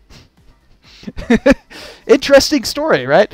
Kind of a just a background thing. You can't even actually see it because, you know, I'm using it as a key. But I need something blue, and there's something blue.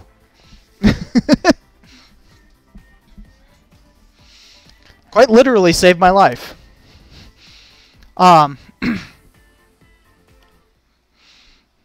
back to the disclosure of bias and my first name reveal.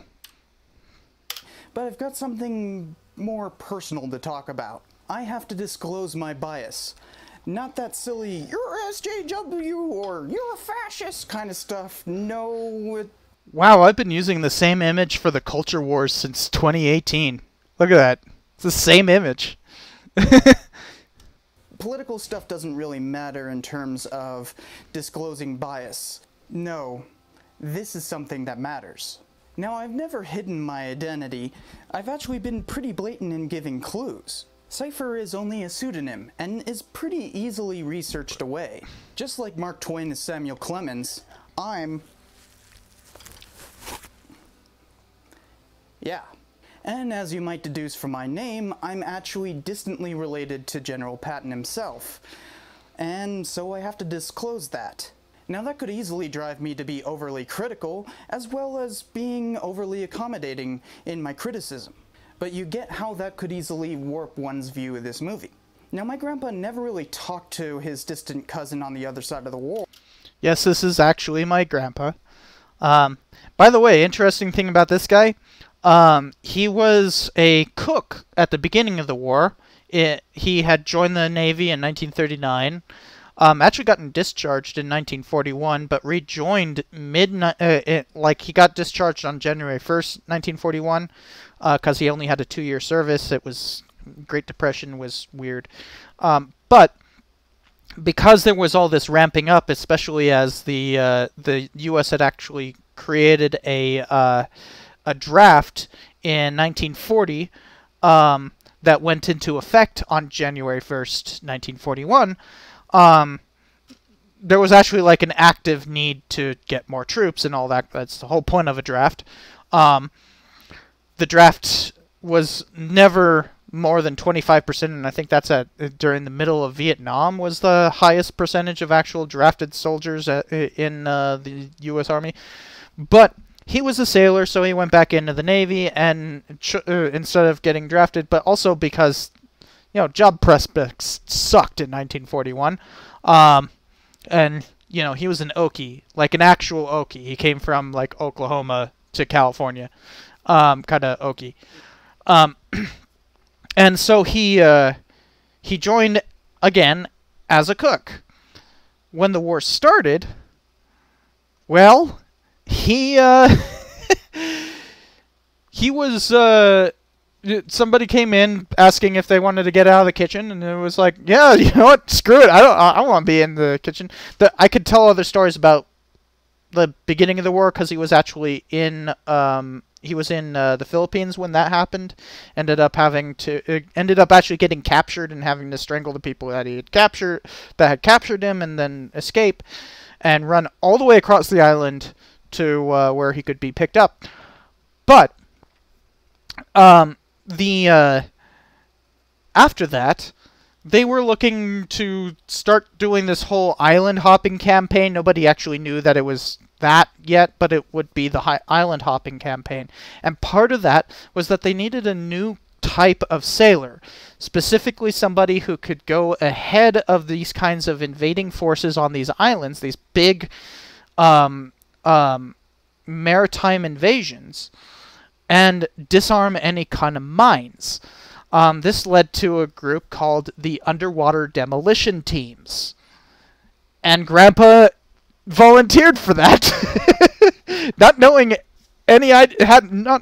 a damn thing about what that was.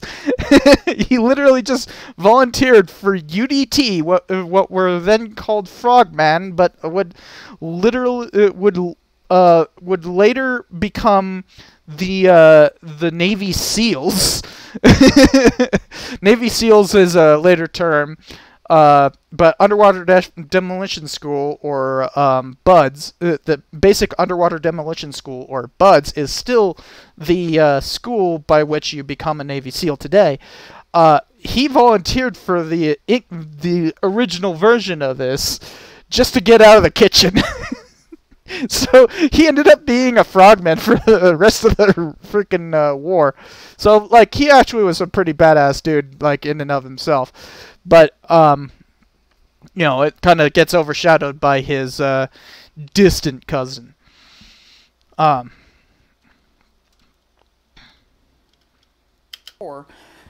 he didn't really know the guy at all. Grandpa Patton was an Okie who joined the Navy to become a cook. Then during the war, he became a frogman, and after it, he became a drill instructor. Though Grandpa Patton did marry... Funny thing about being a drill instructor, he was apparently a drill instructor still when my dad was born in 1954. And when he was 2 or 3 years old, my dad apparently was brought to drill to one of these, you know, because I think it's called LaGuardia, one of the places in Southern California that was still doing basic training there for sailors, and like showed off that my dad could do, like, you know, right faces and about faces at like the age of 3, just to make fun of like the recruits. Like, he literally brought my dad in at like as a 3-year-old or something like that. So, like, you know, 1957 or something like that, just to make fun of how crappy the drill was for all the rest of the recruits. Like, how embarrassing would that be?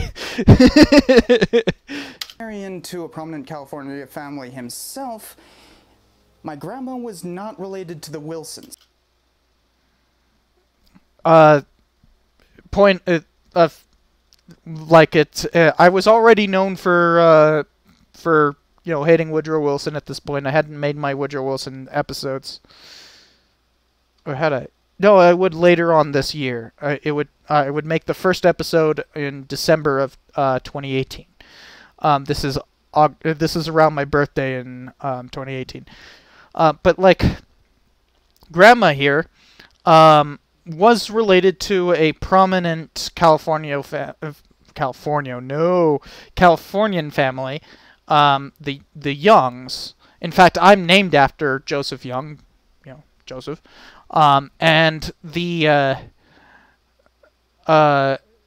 Joseph Young was a signatory to the creation of Orange County. You know, of Orange County, California. Like, my namesake is that. It was her grandpa, so my great-great-grandpa. I am a 5th-generation California. But, like, the Wilson thing is that the wife of General Patton was George Wilson, a prominent American who had turned California and then back to American, you know, when John C. Fremont came through and everything. And his wife was a Wilson. So, like, you know, I need to differentiate from being related to a Wilson.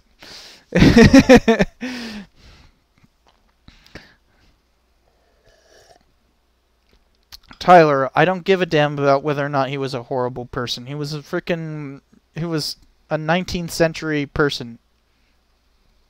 You do the math. I don't give a crap about like your character evaluations. That's a really crappy way of doing history. For Cowboy 1297 asks any advice for a National Guard Cav Scout. Well, this is an interesting question. Going to MEPS next week for it's hiking. I can pass with hiking. Like, the only physical thing I remember at MEPS was that they had me do, like, 2 pull-ups or something like that. And, like... And then, of course, the actual, like, physical, you know, like the, you know, your body fat ratio and all that kind of stuff. But, like, those standards change all the time. I don't know what they're like now. They're probably hurting for recruits right now. Or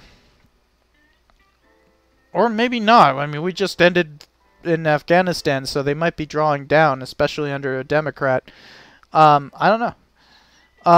But in terms of, like, you know, when you go to basic training, because it doesn't matter what service you're in, basic training is basic training, and the fact is, you know,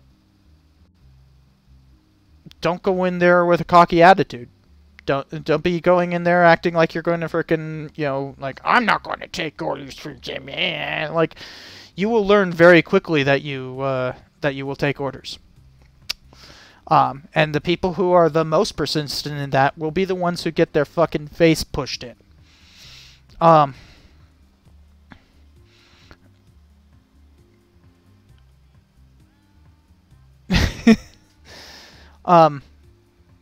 mean, hoping. My bad. What do you mean hoping?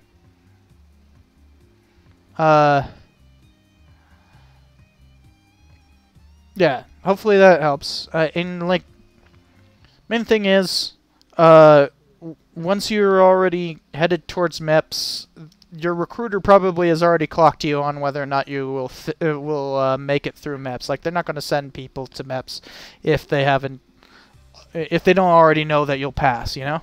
It's not worth their time. But, you know, doesn't, like, there's nothing hard about MEPS.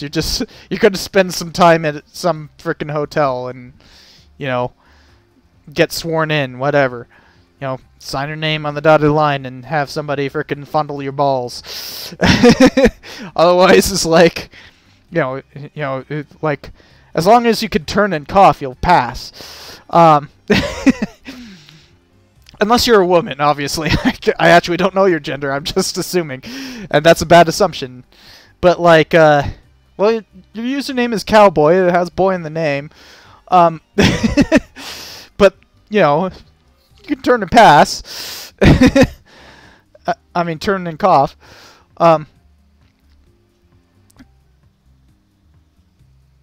So, anyways, back to the whole thing.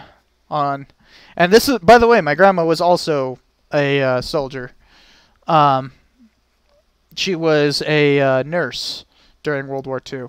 It's one of the things that really bugged me when I heard all that stuff about, like, you know, there weren't women on the front lines of World War II. Man. You remember all that stuff with Battlefield 5? I'm just like, my grandma had a friend who was literally killed by German fucking sniper fire. Like, how dare you? Like, she got emotional about that stuff in, like, 2010. She would still get emotional about that stuff. Like, that kind of rhetoric was, like, so extraordinarily hateful.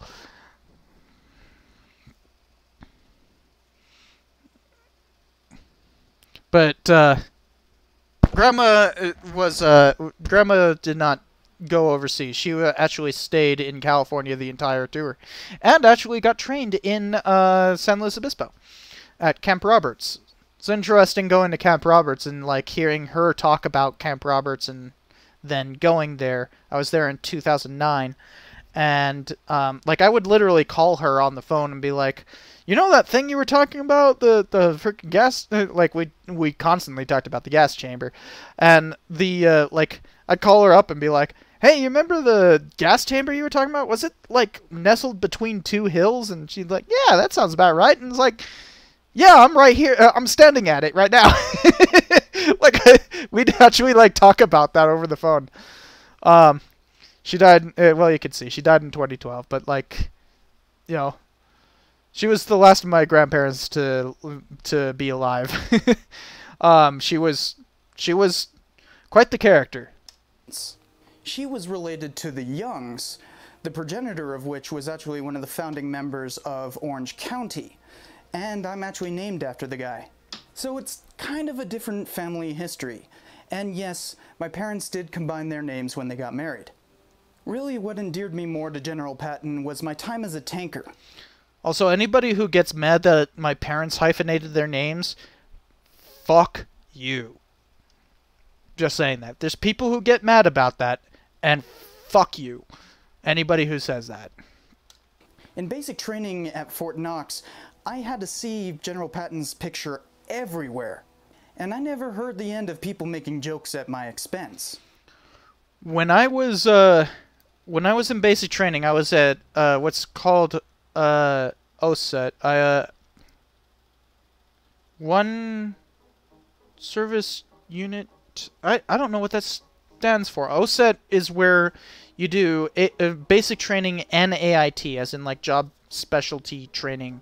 And I was a tanker, so like we were at Fort Knox doing like tanker stuff, and literally on the door across from my bay was plastered like a big sticker of General Patton. So like every day I had to sit there and stare at like somebody who was related to me, and was like, you know, everybody had this like hero worship about him, because I mean like he was literally our greatest tank commander, period, obviously. So it was warranted, but at the same time, I literally had to walk out of my bay every day and see that.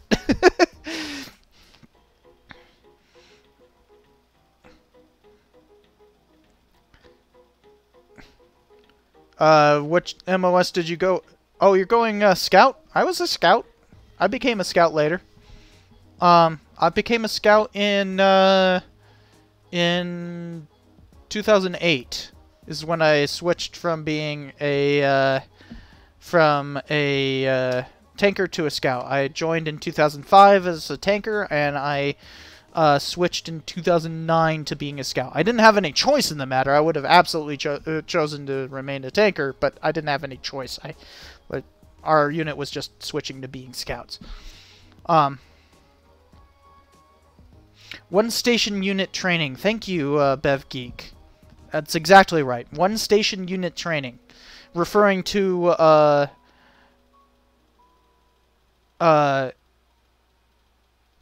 you know, that you are in one station and one unit for the entirety of your training, both basic and AIT. Everywhere. And I never heard the end of people making jokes at my expense. But yeah, that's kind of just the way the Army works. What do you expect? But this wasn't part of any military tradition in my family. In fact, it skipped a generation. And I joined purely to pay for college. But the association with the General has been stuck in my mind forever. Honestly, I can't tell you whether or not this innate bias blinds me, but from this deeper analysis, I've grown to appreciate the movie even more. And I still think that it is... Oh, you went to frickin', you went to, fuck, what was it called? Now it's called, Seaburn, but it used to be called NBC. So, you were an NBC, specific person, or was that just, like, to get into some other MOS? Is the best based on a true story movie to date. But yeah, I do kind of think of the movie's theme song as a bit of a theme song for my family. You know.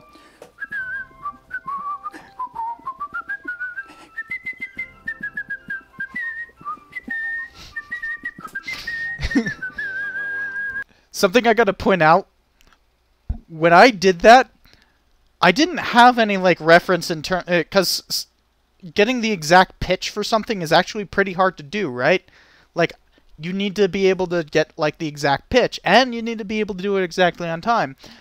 When I did that, I'd been... like, all the camera sequence was filmed all at once. I did not sit there and go, like, okay, I need to hear the song real quick so that I can get the pitch right. No, I just did it, and somehow I got it right. Somehow I got it exactly on pitch and exactly on time. Because, really, I do love that song. I really do. And I think there might be some sort of bloopers or something like that. Let's see. Do you want me to give it back? Alright. I pledge to you that we shall have a honorable end to the war in Vietnam. Yeah.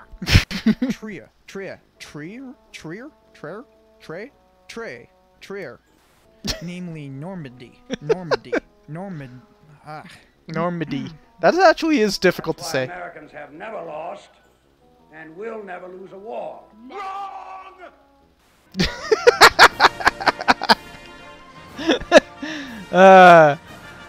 Okay. That's pretty fun. So, we had to finish that up before, man, it's been an hour and 40 minutes. Wow. So, probably don't have much time. Well, how about an hour? So, let's put it to a poll. Two polls to follow. Depending on your guys' answer. So first, should we just watch another video? Should we just watch another video and see where it takes us? Or shall we switch to playing a video game? You know, any kind of... There's two video games I'm thinking of, Rocket League or Journey. But, basically, just something fun I'm used to and I really like. So, let me find the poll. There's the poll button. New poll. Question.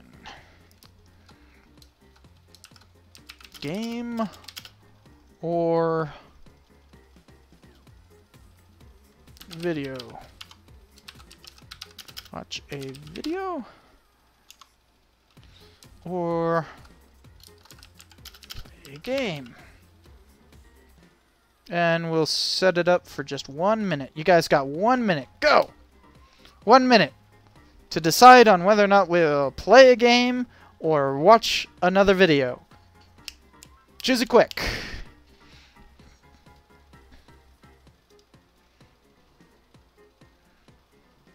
Alright, we got 4 votes in. 5. Ooh, it's coming close. Alright, we're choosing whether or not to watch another video or play a game. Watch another video or play a game. Anyone else want to vote? Oh, wow, that's it's leaning towards one side, that's for sure. It's about 30 seconds left. Not 30 seconds, 20 seconds. Now, like 10 seconds. Ooh, one's coming back. I'm not going to say which one.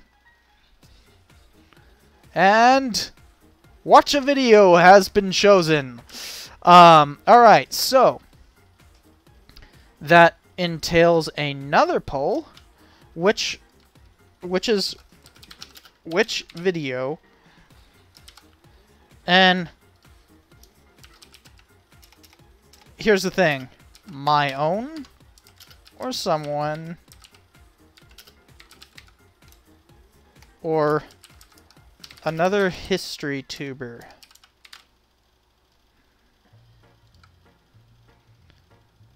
Alright, another poll is up, and it's whether or not we will watch another one of my own where I can give live commentary and all that kind of stuff, or another history tuber, which will just be interesting to watch. Especially we can watch something more recent. I mean, I'll just like, if we choose the another history tuber, I'll just ask chat and we'll figure that out.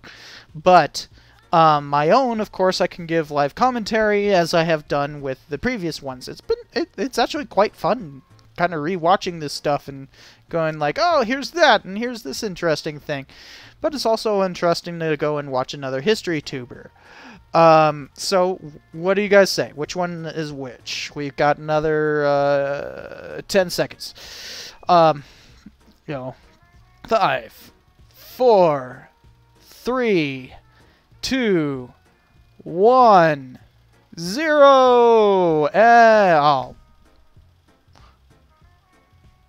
You aren't helpful. Okay. Well, since since we managed to tie,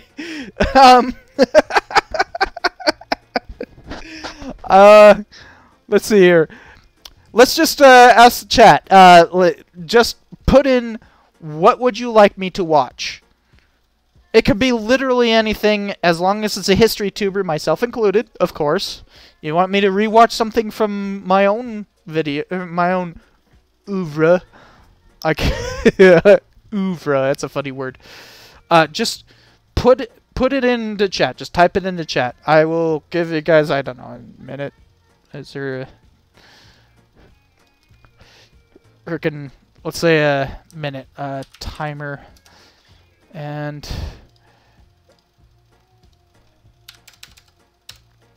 oh, that's 1 hour. No. Okay, minute starting now. Just put it in the chat. Just, I see the outpost already. And yeah, USS Chicago, I did see that there had been a, there's some sort of All Quiet on the Western Front remake happening. I don't honestly care about it.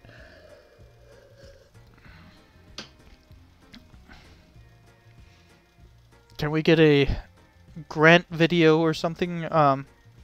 Alternatively, rewatch Cypher's worst video? I don't know. My worst video would be something that I have privated, and therefore, I don't want to rewatch that. I've privated it because it's bad. I've done that with a couple of videos. Alright. 7, 6, 5. Type something in quick. Type something quick. Type something quick.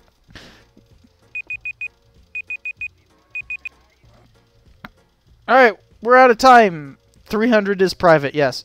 I am afraid to say another YouTuber to see what I think is good or... Tyler, of course you say and Bonnie. You literally freaking sponsored that one.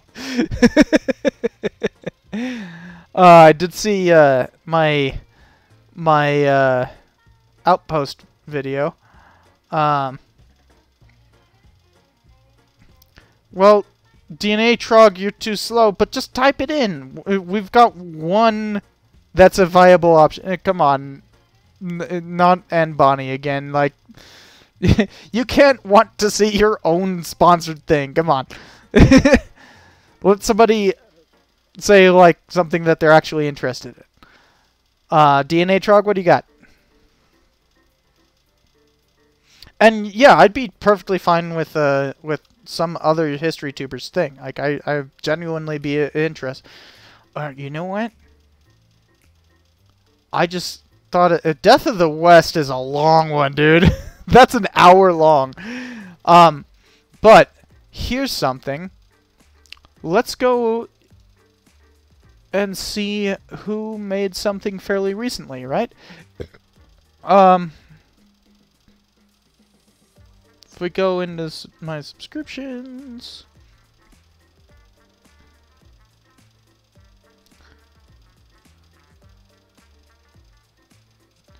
Hold on, my every once in a while my air conditioner starts making noise and I need to literally go and punch it.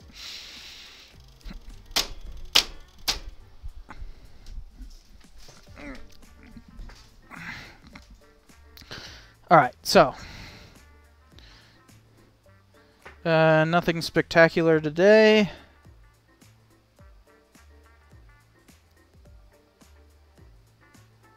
Right? Yeah, nothing spectacular today.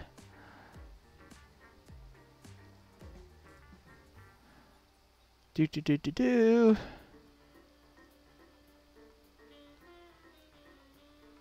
You know what? How about we watch Atunche's recent one on the one calling himself an idiot? How about that?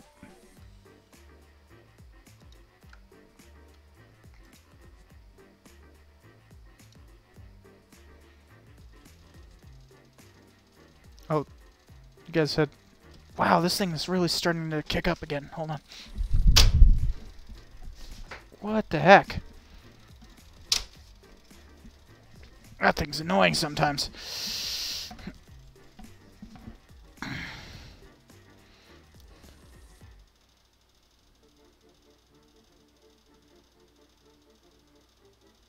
And ZJ, yes, I know, oversimplified. I know he just recently put out a video. For some reason, I don't see it.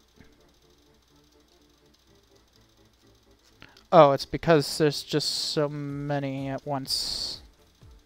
Yeah, it's on the Punic Wars.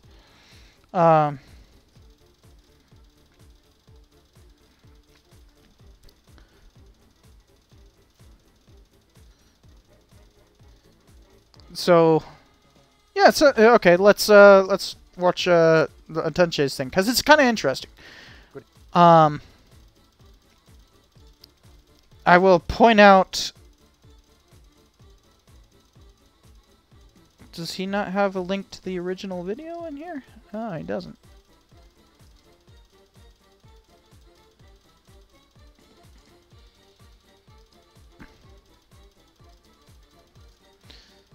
I'm trying to find the original video real quick. Here it is. So, before we watch the addendum video, we should watch this one that specifically mentions me. And so, should at least, like, kind of point out, like, what he says about me. I mean, just on YouTube alone, the past is making these impressions, which are very, very difficult. So, this is the original video that he's kind of like reneged on, right? That he's like evolved as a creator and in terms of opinion. But he does mention me as like a better version of this, so let's just see what he has to say there, because he does kind of mention it in the newer video, but doesn't specifically play the section. So. To go against. It's actually really easy these days. I mean, just on YouTube alone, how many channels are there that debunk these sorts of cinematic misconceptions? Skullagrim, 258 million views. Lindy Beige, 187 million views. Shad of 101 million views. History Buffs, 87 million views. Metatron, 59 million views. Cynical Historian, 10 million views. Brandon F, 7 million views. Atunche Films, 200. Fuck, that's it? Oh, God, I hate myself. Chances are really good that if you have internet access and a little bit of an interest in history, you already know that The Patriot and Braveheart and movies like that are historically inaccurate. Saying such and such a movie is inaccurate is not exactly a fresh, hot take at this point. But the good news is that historical cinema is changing. There's much more of a concerted effort right now to get things right in period pieces. It's true. If you look at the costumes in The Outlaw King versus the costumes of Braveheart, I mean, it's like night and frickin' day in terms of historical authenticity. Production designers, in particular, are really doing their research in a way that I felt like they didn't really care that much about before. And you have these exciting young directors like Robert Eggers who are really passionate about history and making period pieces. And although I will point out, I would be perfectly fine with like a frickin' movie about William Wallace rather than Braveheart, because the actual name Braveheart does not actually refer to William Wallace. But like, I would be fine with like that not showing any kind of like particular, you know, material accuracy. You know, like, I don't really care about, like, uniforms and equipment and all that unless they affect the narrative. But, like, you could do a Synecdotal New York and still be accurate, you know? Like, if you watch something like Synecdotal New York, where it's literally just, like, you know, not Synecdotal New York, I'm mixing up movies. The movie with the Eyes Wide Shut lady, where the whole movie happens within, like, a stage that is, like, literally just, like, chalk on black. Like, rather than any kind of, like, clear, you know, costuming and all that kind of stuff. It's literally just, like, regular street clothes and frickin', you know, chalk markers on the ground to signify walls and that. Like, I would be perfectly fine with that as long as you stay to the narrative, right? It's going to be difficult to do that. Like, that takes a heck of a lot of talent to do it like that. But it's possible. That gives me hope, y'all. No, but And Tyler, yes, Nicole Kidman. That's the name of the lady. seriously, and I'm sorry for hitting on you. It was out of line, but I just have to live my truth, man. Okay? I'm not trying to discourage you from making your... Okay, so this is just more on the thing. Then this is what he ends up kind of going back on. So this is like him kind of realizing that, like, a lot of the things that he said in that piece were, like, that weird kind of, like, knee-jerk reaction when historians talk about history, that, like, cinema nerds are like, no, you cannot say that about cinema. It's not history. And it's like, yeah, well, apparently you guys are worse storytellers than historians. So, if you're a worse storyteller than a historian, then you're not much of a storyteller, are you? But, like, you'll also see that I still do have, like, some disagreements. I mean, obviously, we can't... This is history. We can't be 100% on board with each other's stuff. But, I think this is a lot more mature of a take and a lot clearer of a, like, understanding of how history and film meld together. And how storytelling can work. Because now he's actually done the work of storytelling with history, and it's now like, oh shit, that's actually what historians do.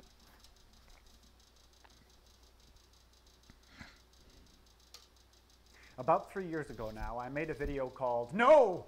Historical Inaccuracy in Movies Doesn't Matter, a response to Brandon F., in which I argued that history nerds need to chill out a bit when criticizing historical fiction. I made it in response to Brandon's first video in his series reviewing the film The Patriot, which is to be sure, a very, very, very bad portrayal of the American War of Independence. Well, I've since changed my opinion, partly due to the fact that in the time since this video, I directed a historical feature film of my own called The Sudbury Devil. I went to great lengths to make it as accurate as possible within the considerably limited confines of our low budget, which honestly made me realize that movies and... By the way, I'm super excited to see this film. I don't know how he's doing the release or anything like that. I haven't talked to him in a few months, so I probably should ask him that. But, like, you know, like, all the stuff he's talked about on his channel with making all of this and, like, in private chats and that kind of stuff, like, it's, yeah, it sounds like it's going to be fun, even with the limited budget. But, like, as I was saying, you can do really good stuff even if you're not, like, fully representing the the material culture. Tyler says online preview probably in March 2023 before trying for an official release. When you say trying for an official release, do you mean like an actual theatrical release? I know you're on his Patreon, I think, or something like that. But like, so, Tyrus also says Sorrow money wasn't enough this month. Film circuit. So like some sort of actual film release. Yeah, because like this is completely unique. No history tuber has done anything like this, right? Like, switch to this. No history tuber has done any kind of like cinematic thing, and as far as I know, I could be. There's a lot of history tubers now, so it's, you know, there's a lot of us. But as far as I know, I think he's the only film major who is a history tuber. His degree is in film, not in history. Now, obviously, he's a lot better at history than a lot of history tubers, but you'll find that a lot of history tubers don't actually have history degrees. It's actually quite rare for history tubers to have history degrees, because they don't teach us in college how to video edit. They don't teach us how to record. They don't teach us how to like be on screen. What I'm doing right now takes a great deal of like willingness to show your face and like be on screen. You guys might remember from the last stream that when I was ending it, because it was my birthday and everything, somebody was showing up to come pick me up before we went to a brewery and everything. You might remember that, right? Well, the two people who were at my door were both history PhD students, and they were like, and I was like, hey, you can come in if you want, and they're like sitting there like, no, I'm not going on camera. Like, it takes a great deal of willpower to do what we do. But like, yes, you can point to plenty of historians who are very willing to be on screen. My dad's one of them, so apple doesn't fall that far from the tree. But like, that's fairly rare among historians. And I am never one to say that like you have to have a degree in history to be a historian. I think that is utter bullshit. If not straight up bigotry. But like, Atunche is really elevating the craft. Like, he's not only doing this like Sudbury Devil thing, but with what he does on YouTube is just a whole nother level of filmmaking and history. Like, he actually puts his sources in the description. He actually like puts like footnotes in the video. Like, that combination of things, I can name 2 other people who do that. 2. That's it. 2.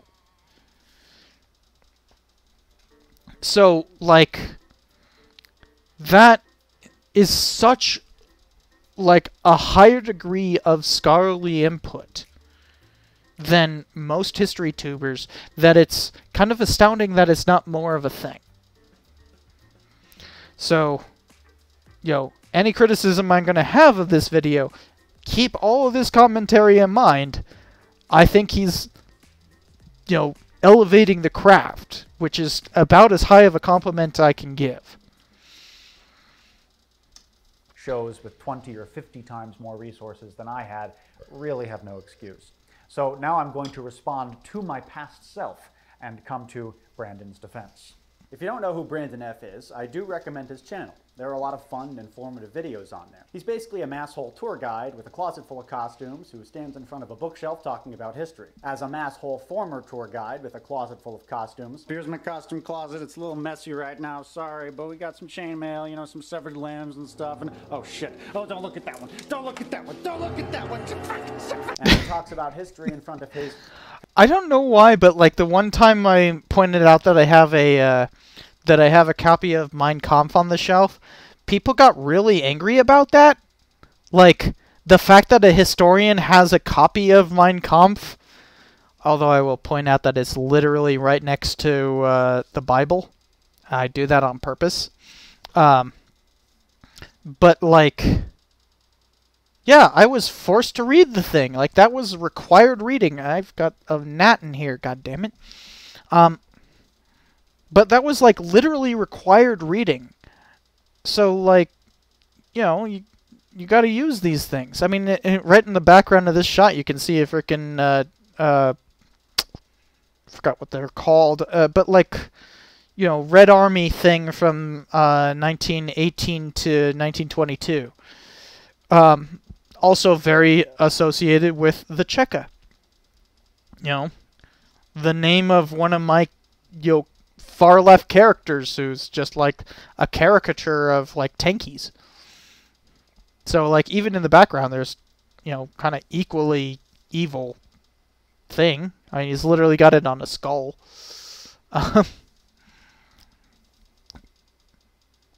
Bolshevik hat, I guess you could call it that. But like, yeah, there's this weird thing on YouTube. This has nothing to do with Atanche himself, but like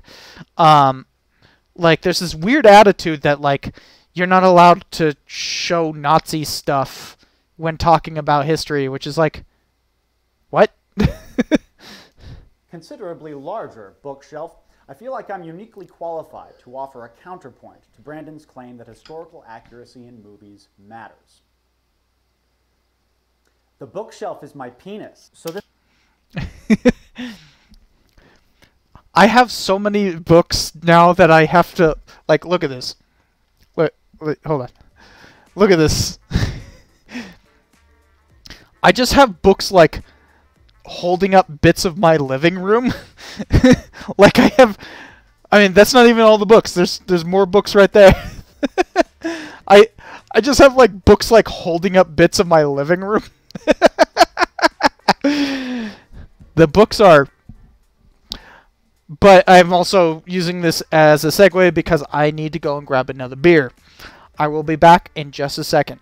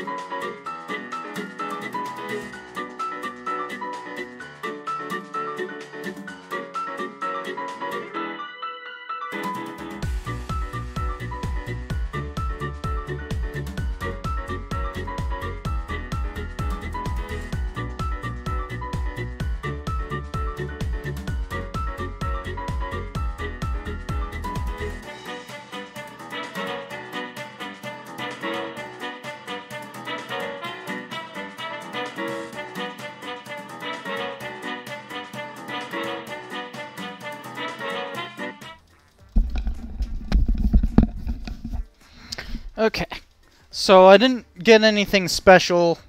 You know, I just figured I'd just grab a, you know, simple beer because I know I'm gonna have some food delivered fairly soon. Fairly soon? Yeah, in about like half an hour. So I got some Stella. Yeah, I know, it's nothing special, but, like, I don't know, I just have a bunch of Stella. I literally have, like, a box of Stella right there, right behind the skateboard. You see that little box? It's, like, 18 bottles. It was for a party. So, I figured, might as well drink some Stella. It's a good light beer. Very simplistic. Oh, my goodness. Oh my goodness. I poured that bad. I poured that really bad. That's the other reason, is like I've been drinking, so like, you know, having really good flavor doesn't really matter. The hat is a Budanovka. Alright.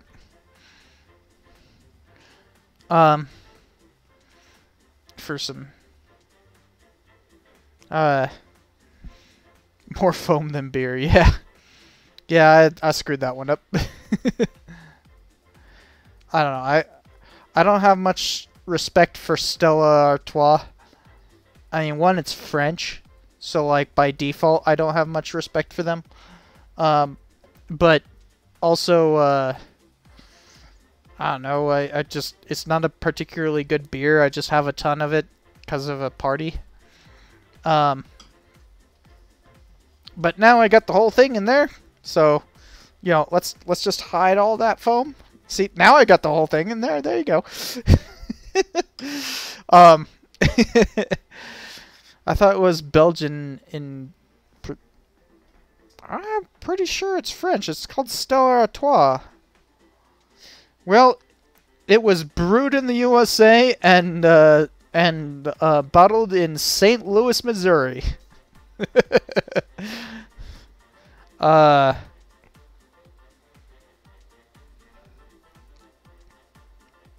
Does it say anything about like where the company itself originates though? Well, see, okay, this should be easy to look up. We just go quickly. Stella Artois.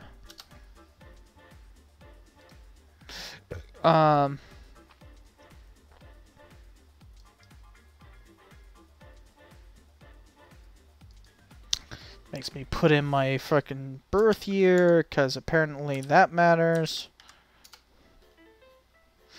Wouldn't just, like, it's a website. Like, what do you expect? They have a thing called Heritage.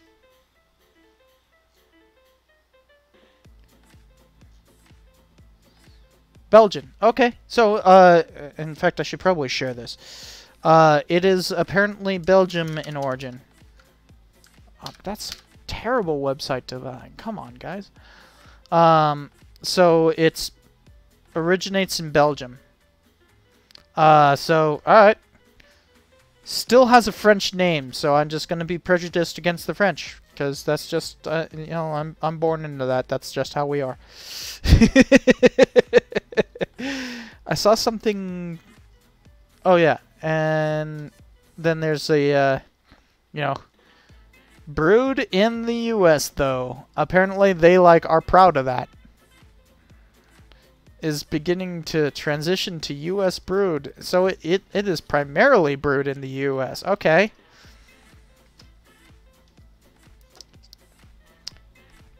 U.S. beer! Better than most Rocky Mountain goat piss, though. I can actually, like, drink this. Funny thing is, I got that 18-pack for $15. It was just ridiculously cheap. Half of Belgium speaks French. That doesn't make up for them using French. Like, it's still French. And ZJ's got it right. Screw the French. It's part of AB InBev. What's AB InBev?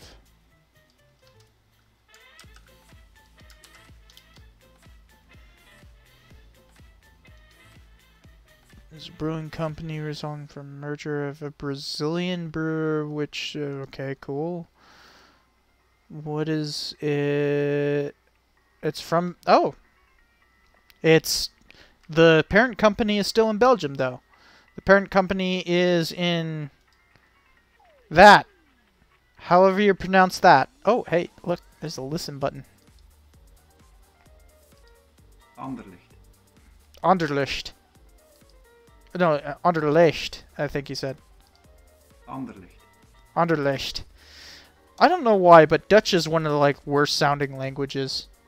Like, ich spreche Deutsch ein bisschen, but like, the differences between Dutch and German are huge, and they sound like very different. Like, German can have this kind of like, yes, harsh quality to it, but like, it does have kind of a rhythm to it. It's not just ugly. And like, Dutch just sounds ugly.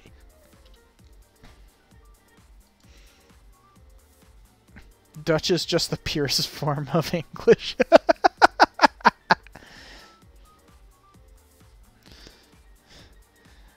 But like, Anderlecht, or Anderlecht, God, it sounds terrible. Like, okay, so like this place. If you said it in German, it'd be Anderlecht. Anderlecht. Like, that sounds fine. Anderlecht. Anderlecht. Like, that sounds terrible. Anderlecht. I grew up in Anderlecht. But, random bigotry against the Dutch and French aside. Let's get back to this. This is fun and a little bit cringy to revisit because this sort of thing is just so shockingly, jarringly different from the sort of shit I do now. It's like it's from another channel entirely. I do like how I'm wearing just the farbiest outfit possible, though. That's a clever touch. And by the way, I'm not trying to defame or criticize Brandon personally here. I like the kid.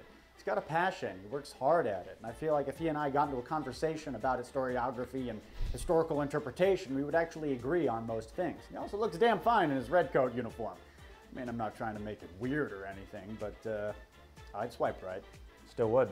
But when it comes to this claim, some people say, yes indeed, that they became interested in the American War of Independence by virtue of a film like The Patriot, and that makes it A-OK in the end. Again, I disagree with this sentiment immensely. Brandon, you are precisely wrong. First of all, you can't disagree with someone's personal experiences. These people are telling you that they got interested in history because of movies. You don't get to tell them that that's not what happened. Okay, but he never did deny it. This is an extraordinarily uncharitable critique on the part of my past self. And worse, I'm taking what he said out of context. ZJ, I'm kind of with you on that one. them frogs. What's the Simpsons quote? The frickin' like, those lily-livered surrender monkeys? Or cheese-eating surrender monkeys. That's the word. That's the phrase. Them cheese-eating surrender monkeys. I will defend that the only form of racism that is alright, that everybody can get behind, is hatred of the English, though. I think we can all get behind just racism against the English. Not only because it's funny, but also because, like, it serves a purpose.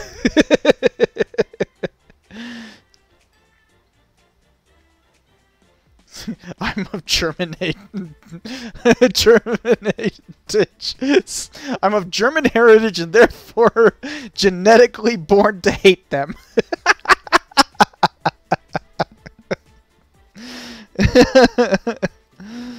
Yes, but oh yeah.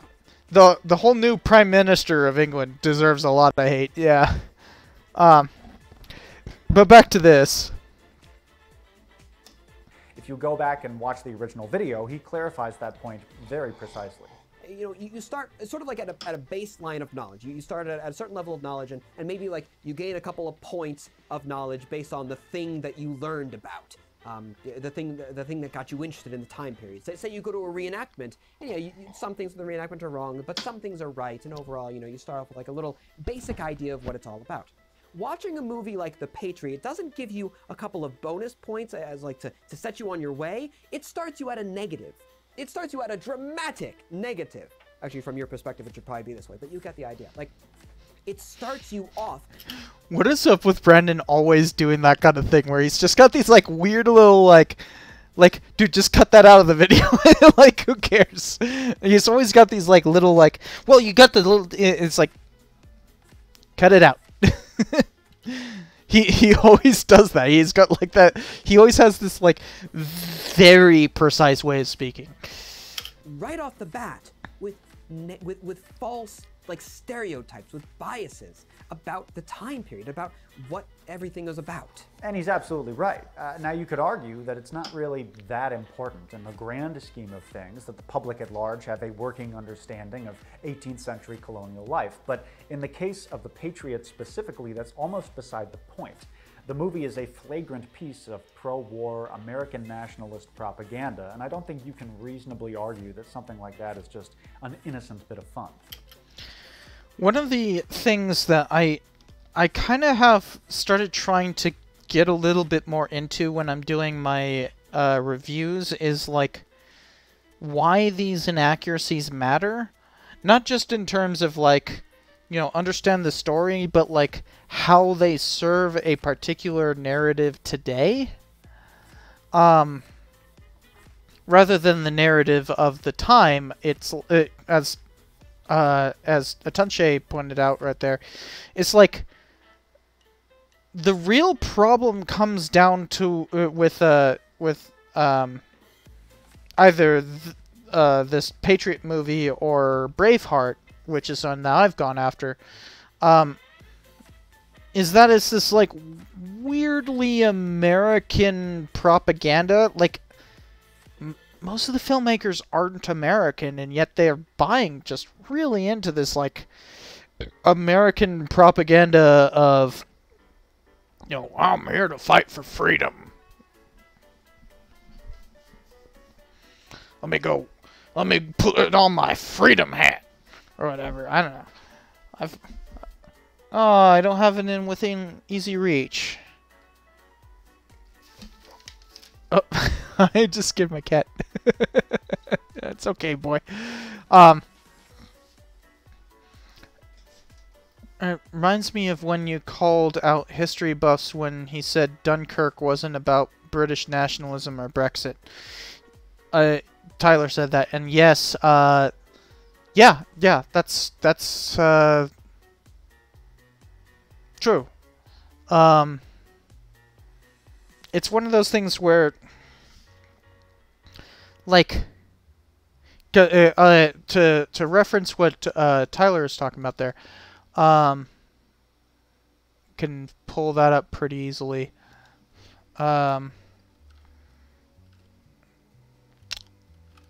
History buffs, Dunkirk. Get back to the movie. Another... Because I actually kind of call him out on this specific thing. Inaccuracy that many historians rush to point out, aliens did these brave crew to as the adverse storyteller of hope, so they can make it through these dark times.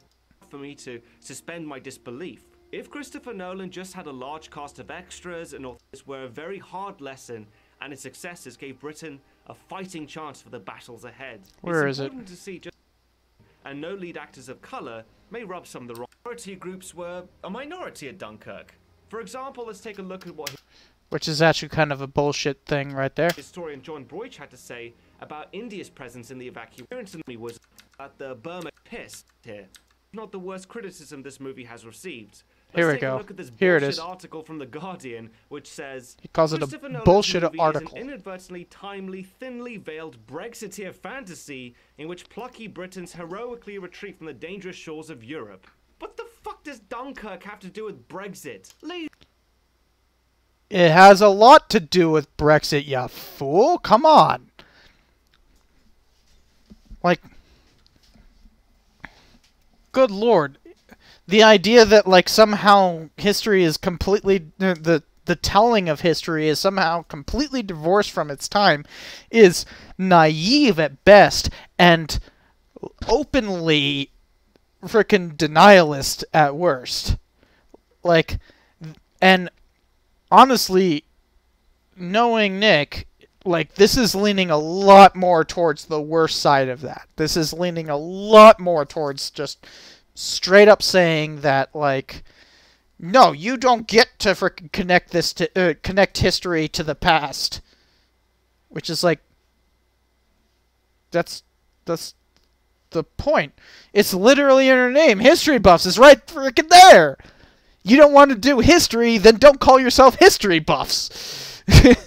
But he's going to complain nonetheless. Remainers, bitch about Brexit to your heart's content, but stay out of my historical movies.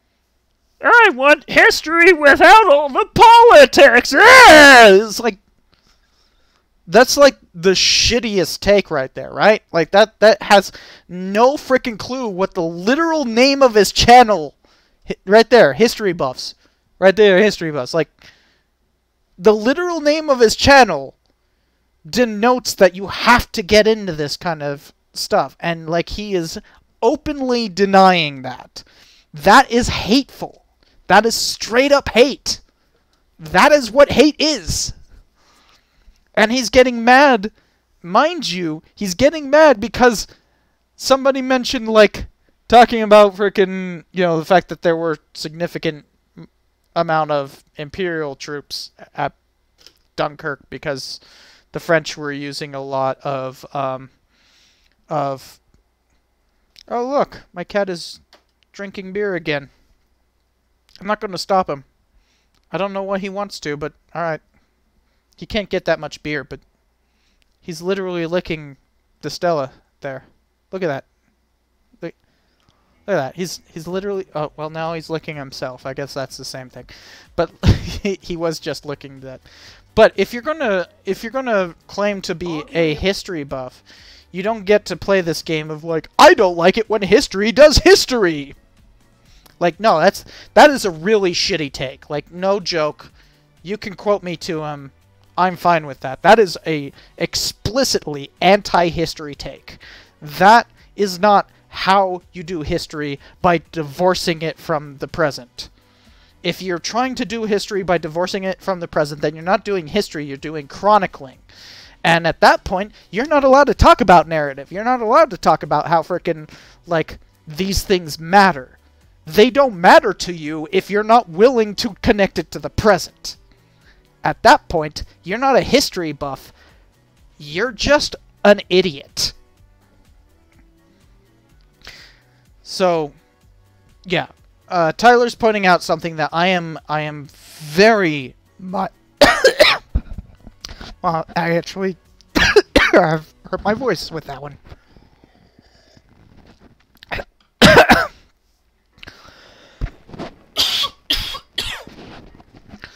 You can see I am quite passionate about, you know, the history profession. And as soon as you start saying that, like, we need to divorce history from the present, you're a fucking idiot. And I am calling you out, Nick. You're a fucking idiot when you say this.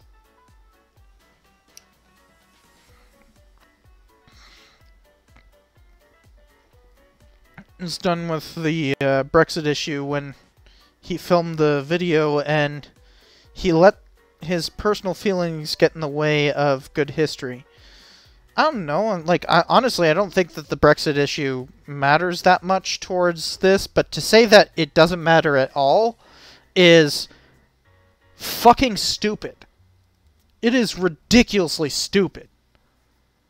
Like, that take right there is one of those things where it was one of those early times where I was kind of like, wow, I thought I liked this guy, kind of thing. Like the kind of thing where it was like, whoa, this is like so far beyond what somebody who actually understands history would say, that I kind of question whether or not he is in the right space to be doing these kinds of reviews. Right?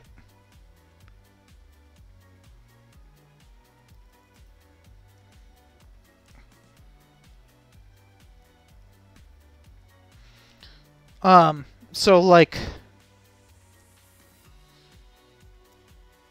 it's one of those, because you'll see, especially when I bring out my casino review, that, oh boy, do I have issues with his thing. I don't actually explicitly call him out because, like, I'm not into doing that. That's not what I do. I'm not trying to stir up drama or anything.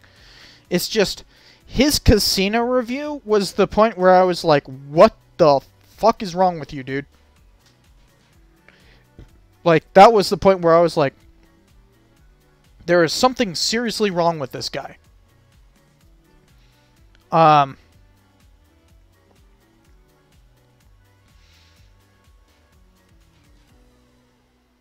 And yeah, you're right. He acted exactly like a reactionary, and you know, reactionaries don't understand history.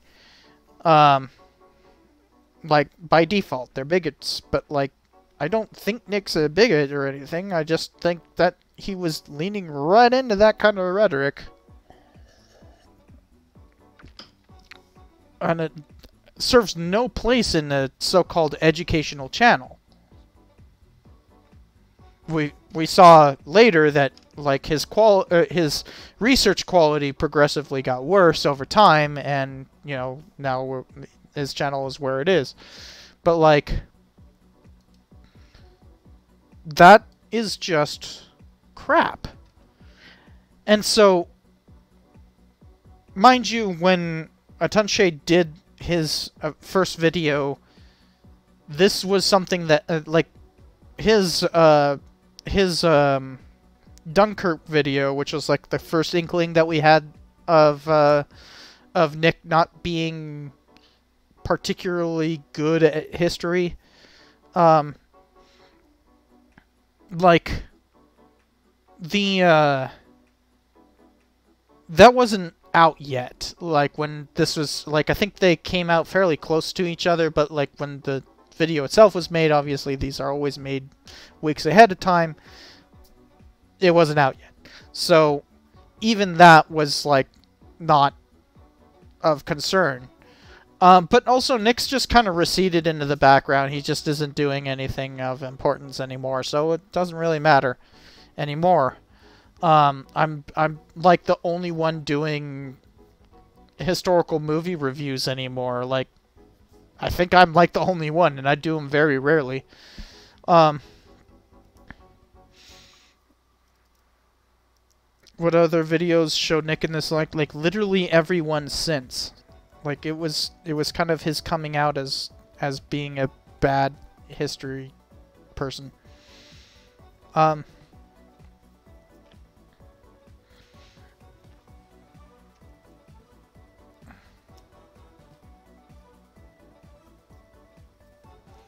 Yeah. No, I mean, like, Tyler's pointing out a lot of things. Yeah, he's genuinely become a pretty bad history reviewer. He should stop. But he's slowed so far down that he can't even do that much damage.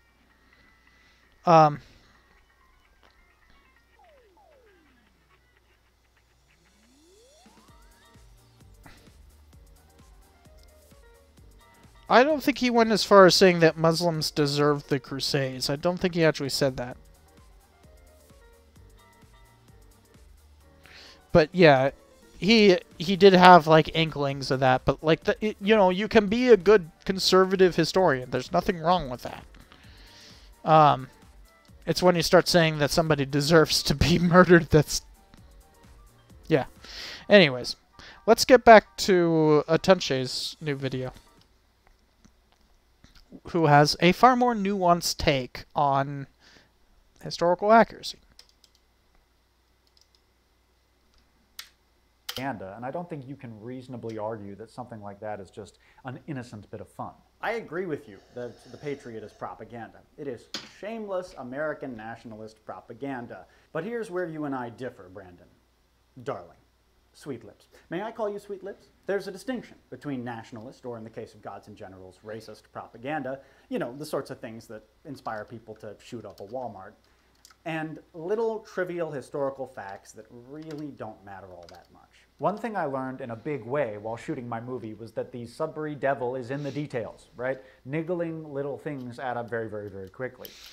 And I will point out that, like, one of the problems I had with the original video was that, like, he had this idea that, like, you know, oh, things like, you know, showing a Nazi atrocity being committed by the British is just a niggling little detail. And, like, no, it's not. Like, that's not some small detail. That is a key part of the plot. And he doesn't actually... This is actually one of the main problems I have with the new video, is that he doesn't really hit on the main problem that, like, he's talking about, like, small details, and like, people care a lot more about these larger details that explode the entire story. But, like, at no point is he going to talk about, like, whether or not history is a story in and of itself. Like, he will actually, at one point, kind of say that history isn't a story, which is, like, it's literally in the name. We get the word story and history from the same source. Like, literally. So that's the one point where I will severely disagree with him on. But, you know, those small details, sure. I mean, maybe that matters to him. Doesn't really matter to me. Like, like, whether or not somebody's got the uniform correct doesn't matter to me. As long as it doesn't affect the narrative, doesn't matter to me. Even if you, as a filmmaker, have absolutely no intention on representing your time period accurately, you still need to micromanage the details of your production design, or to use the historical term, your material culture, to sell the authenticity of your setting to your audience on a very basic level. And if you're going to go to all that trouble, why not just do it correctly and make it as accurate as you possibly can? Historical people's material culture served practical and symbolic purposes in their lives, exactly like ours does. Production design in period films is never going to feel more convincing and lived in to an audience than when it's as historically accurate as possible, because in the past, people actually did live that way. So you're much closer to finding the truth within the imaginary circumstances of your story. You and I, we're nerds, man. But most people are not like us. Most people think history is boring. Answer me honestly, man. Have you ever been reading a rigorously researched, peer-reviewed academic history and went,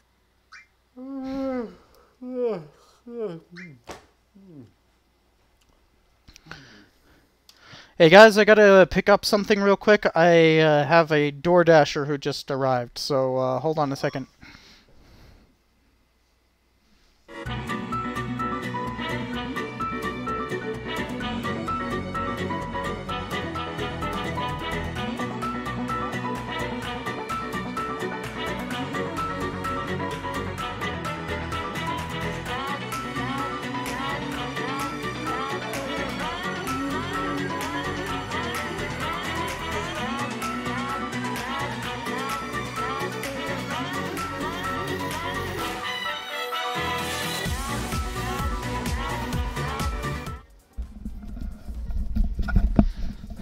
I got sushi, guys.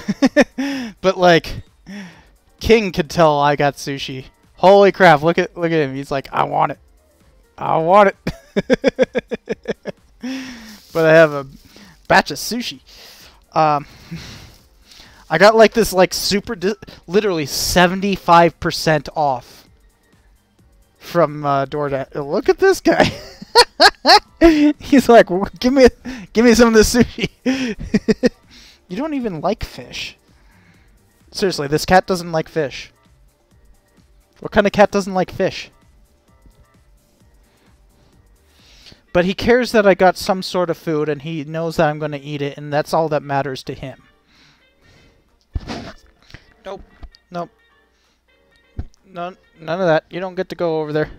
You don't get to go over there.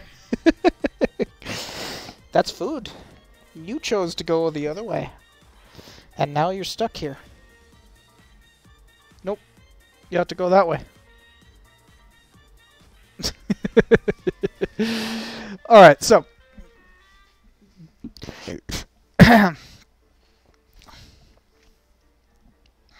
Yeah, it's not particularly great sushi. I mean, this is Albuquerque. This isn't freaking Las Vegas, but like, it works. It's good enough. And for like including all the fees, it cost $14, $15, something like that, for a whole bunch of sushi. Like that's a lot of sushi right there. So let's get through this video. And yes, of course there's fish, but King doesn't like fish. I don't know why, but this is for me. Can you honestly say that's never happened to you, even as a hardcore history buff? Again, Brandon never said a single solitary goddamn thing about dry academic history being the only way that anyone should consume information. In fact, his whole channel is dedicated to producing entertaining and consumable public history. This point just smacks of anti-intellectualism, and it's kind of gross. Film and television. It is weird how often people seem to think that, like, when I say that we need to, like, you know, consider the narrative, that they'll be like, well, it's not a documentary, and they're acting like I'm somehow saying that it has to be 100% accurate, or something along those lines. I don't really know, how, like, what they're even referring to. And this is one of those things where it's actually kind of like a deeper thing than even I'm making it out to. Because, like, how do you not make a video that, especially if you're saying something that, like, you're passionate about and that, like, kind of hits on some sort of nerve. Like, for instance, my reaction video to the PragerU slavery thing. Like, how do you know that you're not doing these kind of bad faith criticisms? Like, where is the line for that? I've certainly been said that you know, I was strawmanning them or whatever, but also when it comes to PragerU, I don't give a damn if I'm strawmanning them. Like, I really do not care if, like, I am representing them in a good faith light. Like, no, at that point, like, they are such a hateful organization, they do not deserve good faith. They have lost any kind of semblance of good faith. But this is different, right? This is significantly different, because this isn't like Atunche reacting to, you know, a malevolent force in the history tuber space. This is, you know, not a good faith criticism. And, well, that's a problem. Television, on the other hand, man, they're the storytelling media of our age, and we are storytelling animals. Academic study is an intellectual exercise. Okay, this is something that he will back up, and this is something that really bugs me. Academic study can be narrative-driven. Where do you think a lot of movies get their narratives? Like, the fact that movies can't even measure up to actual narrative historians is a problem. Storytelling is an emotional exercise. And if there's one thing that propaganda can teach us, it's that you don't reach people by engaging with their intellect. You reach them by playing on their emotions. So here is a valuable little nugget about storytelling being the key to education, which I still wholeheartedly believe. Educators do need to be mindful of the fact that most of their intended audience quite simply does not give a fuck and need to be given a compelling reason to engage with them. So here's where he's like reframing it to being about like educators wanting that educators should pay attention to narrative, and I perfectly agree with that. Like, that is very much something that I've tried to reinforce in not only through this channel and everything, not only through my public history work, but in private and in you know, academic settings, and freaking at like you know, academic conferences and that. Like, I organized like a panel at the National Council for Public History on YouTube and history. Like, I was the one who organized that. So, kind of an important thing, right? But, like, he's portraying this as like there's some sort of separation between storytelling and history, which is a huge problem. History is the story of us. So, no, it's not some imaginary thing, which he will actually say in just a bit. Material. People learn the best when they're spellbound by a good story. I mean, shit, I've made a career out of attempting to do just that. As both a filmmaker and an educator, I have sometimes gotten frustrated with history nerds who write off good movies as the worst thing that ever happened just because they get some details wrong. But first off, Brandon is far from the worst offender in this regard and approaches these things with a lot of good humor. The whole pedantic reviews shtick has always been a little tongue-in-cheek.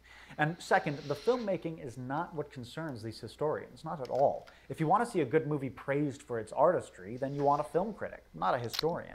These are two different intellectual spheres, and I'm not sure why my past self is insisting on shoving them together. Chances are really good that if you have internet access and a little bit of an interest in history, you already know that The Patriot and Braveheart and movies like that are historically inaccurate. Saying such and such a movie is inaccurate is not exactly a fresh, hot take at this point. Okay, but correcting these misconceptions caused by movies is still an uphill struggle. Like, in the video I mentioned the large view counts of YouTube history channels who review period pieces as part of their content. But their reach is dwarfed by many orders of magnitude by the audiences of these huge Hollywood movies. 1 million people might have seen the YouTube video tearing Braveheart to shreds, but 1 billion people have seen Braveheart. I'm not trying to discourage you from making... Like, I can't tell you how many times I've seen people, like, straight up saying that the reason why they think that, like, Woodrow Wilson is bad is because of my videos. And it's like, well, maybe you got exposed to it, but, like, I am nowhere close to, you know, the person who showed this. You know, I can think of movies that do this, and, you know, the movies have far more of an impact than I do, right? There's no way that I can have as much of an impact as a movie. You know, like, I would guess that even, like, the most popular Mr. Beast videos have pale in like, Mr. Beast's freaking, Mr. Beast's, video about, like, Squid Game, I think, is one of his most popular videos, right? Dumped, you know, who knows how much money into all that. But the actual video, the actual TV show it's based on, Squid Game, like, makes Mr. Beast pale in comparison, right? And the money shows that too, right? This isn't just something that's measured by view numbers. This is something that's also measured by money, influence, power. You know, the idea that, like, you know, well, now that there's a debunking video, that somehow ends its influence is naive or utterly ignorant. Either way, based on stupidity. Hey there, King. Making your epic Patriot takedown. On the contrary, I'm excited for it. But I also don't want you to fall into the trap that I myself have fallen into on occasion. Thinking that a filmmaker, or the world for that matter, owes you anything. What the fuck does that even mean? How is that relevant to anything? And my advice for history buffs the world over, well, a certain type of history buff, is that knowledge of useless trivia does not constitute a personality. So, as my past self clarifies in the video, this isn't meant toward Brandon personally, but if I'm totally honest, I kind of did have his audience in mind when I wrote those words, and again, I think that's a pretty unfair charge to level at them when there are so many worse and more toxic history nerd communities out there. But that said, there is some truth to what I'm saying here, right? I mean, the sword bros of the internet would much rather play with their Battle of Hastings miniatures than they would grapple with historical materialism. As we've talked about before on the channel, this is sometimes an ideological thing. Obsessing about the military tactics of the Civil War, for example, can be a smokescreen to avoid exploring uncomfortable truths about why the war was fought in the first place. It's also a masculine insecurity thing, I think. A lot of these pimply nerds pine for an imaginary ideal of martial historical machismo, so they fixate on the minutia of historical uniforms, weapons, and gear because, as they say, the clothes make the man. I know this because that was me in middle school and in high school. And, you know, if you wrote your dissertation on sword trivia, more power to you. Okay, I should point out that there's something... These are two separate points that he's making here. That because we inherently agree with the second half of this, like, talking about, like, sword nerds who just, you know, they're like, oh, well, they got, you know, this particular bit of armor incorrect or something like that, or especially when it comes to tanks. Like, I made an entire video making fun of these people, right? There's something significantly different from what he was saying before, right? Boring, uncomfortable truths about why the war was fought in the first place. It's also obsessing about the military tactics of the Civil War, for example. Here, right? I mean, the sword bros of the internet would much rather play with their Battle of Hastings miniatures. Okay, before he says that. Personally, but if I'm totally honest, I kind of did have his audience in mind when I wrote those words, and again, I think that's a pretty unfair charge to level at them when there are so many worse and more toxic history nerd communities out there. But that said, there is some truth to what I'm saying here, right? I mean, the sword bros of the internet would much rather play with their Battle of Hastings miniatures than they would grapple with historical materialism. As we've talked about before on the... So, what he's putting out is, like, the people who get really into those minutia stuff. But he's also kind of conflating that with what he said here with... Well, a certain type of history buff, is that knowledge of useless trivia does not constitute a personality. So, as my... So, he's talking about, like, you know, equipment whores who, you know, care more about, like, equipment than, like, the story itself. But in the original video, he said useless trivia. And you have to wonder, in the original one, what he's talking about in terms of useless trivia. Because he's not just talking about, like, you know, the stats of a type of sword or whatever. He's also talking about, like, you know, whether or not Napoleon said X, Y, and Z or something like that. And that kind of thing can matter. It doesn't necessarily matter, don't get me wrong. Like, there's a lot of that kind of stuff where just useless trivia is useless. But I kind of take umbrage at the idea of trivia at all. Like, the trivia is literally just the plural form of trivial, as in unimportant and not worthy of remembering. And that's how a lot of history is portrayed. That's how a lot of just random facts are portrayed. Now, if you portray them as random facts, then yeah, they're probably trivial. But if they are part of a story, which is kind of the main thing that matters to Tanche here, then he's doing his own cause a disservice by saying that, like, oh, well, I'm only talking about sword bro culture. It's like, no, you're not. And by trying to shunt off criticism of the previous video onto that, you're being a bit disingenuous. You know, the thing that was the concern here was what you were calling trivial. And now if you wanted to say, look, I meant this kind of trivial, not this kind of trivial, fine. That would work. But that's not what he does here, right? And he leaves open the regular criticism that, like, you know, oh, well, you know, Braveheart is fine because, like, well, he was trying, while in the movie, he was trying to go after what was, in effect, a 7-year-old girl. That's not a... That has no bearing on the narrative to me, because that's just trivial. See the problem? You know, if you're trying to make a hero out of a character that you're portraying as a pedophile,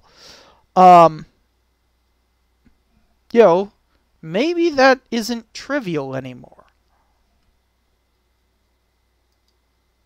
A lot of these pimply nerds pine for an imaginary ideal of, because that was me in middle school and in high school. And, you know, if you wrote your dissertation on sword trivia, more power to you. But I think for most of us, we start off as kids interested in cool weapons and armor and stuff. And then for a lot of us as adults, that interest kind of evolves into maybe something a bit more serious, a bit more grown up, whether it's economic or political or social history or whatever. But cultural history, damn it! Obviously, he's a film major. He doesn't know all the different branches of history, so... But, like, cultural history! Others never really mature in that way. They never really graduate past the kind of surface level, oh my God, Hannibal was such a genius. And some of those people, I say some, I say this may be the respects, some of those people can be a little frustrating sometimes. But that is an entirely separate issue from what Brandon is talking about. And in that way, my past self is misrepresenting his argument and implicitly painting him as a sort of person that he most certainly is not. And going off of that theme of putting aside childish things, I think there's a reason I felt I needed to come to cinema's defense here, which is that I had a huge fondness for historical epics in my formative years. I have an emotional attachment to these kinds of movies, and so maybe I can get a little too defensive when people criticize them. Braveheart is a great example of this. It was a huge influence on me as a kid, and it is an exceptionally well-made film, but it's also kind of dumb. Like, it's not a smart movie. It's got good guys and bad guys, virtuous women and warrior men, and an inspirational theme about sticking to your principles and persevering against all odds. It's at no point meaningfully poignant, self-reflective, or morally ambiguous. Now, not everything has to be a grim George R.R. Martin novel, to be sure, but even as an escapist romance, Braveheart is a childish story with a superficial worldview. It reveals about as much about the human condition as a motel painting. Braveheart's historical inaccuracy isn't the reason that it's dumb, but it is a symptom of its stupidity. And this is the crux of this whole discussion. Historical accuracy doesn't matter, but truth and humanity do. And one of the videos that I've actually thought about remaking is my review of Braveheart, because, one, I like half-assed that. Like, I did not hit as many points as I should have, but more importantly, it was in my old style where I did this, like, CinemaSins thing where I was just listing off all the inaccuracies, and I don't know, that's just a crappy way to review a film. Like, my old way of doing it did not go hard enough, essentially. Like, I did not criticize the film enough. Because Braveheart is genuinely bad. It is a terrible movie. And, like, you know, his point on, you know, oh, it doesn't reveal the greater things of life and blah, blah, blah, like, what historical movie does? But, like, you know, that's not the point of a based on a true story, is to, like, reveal the greater truths of life. It's to give you a better understanding of the time, to give you a story by which to graft on the importance of that narrative. You know, why does history matter? Because we tell stories. That's how we know truth. And it's the story of us. So, of course, it is literally the most important story ever told. And when we just narrow it down to whether or not it's telling greater truths, we're not, like, really giving history a fair shake there, are we? We're not giving the filmmakers a sufficient, you know, judgment. We're basically just acting like, oh, look at them, they're trying so hard. No, We shouldn't give them that frickin' break. We should absolutely treat history as a story. And he's not really saying that here. The very best way to represent the truth and the humanity of a historical era is to represent it accurately. A story is truth under imaginary circumstances. See that? I'll play it again. To represent it accurately. A story is truth under imaginary circumstances. And as a filmmaker, an actor, a writer, whatever, you're always chasing truth. Truth under imaginary circumstances. He basically just eliminated the definition of history from story. You see my problem there? Like, this is where, you know, you can see the film major stuff kind of coming out rather than, like, the history major. Like, he's showing that he doesn't quite understand what history is.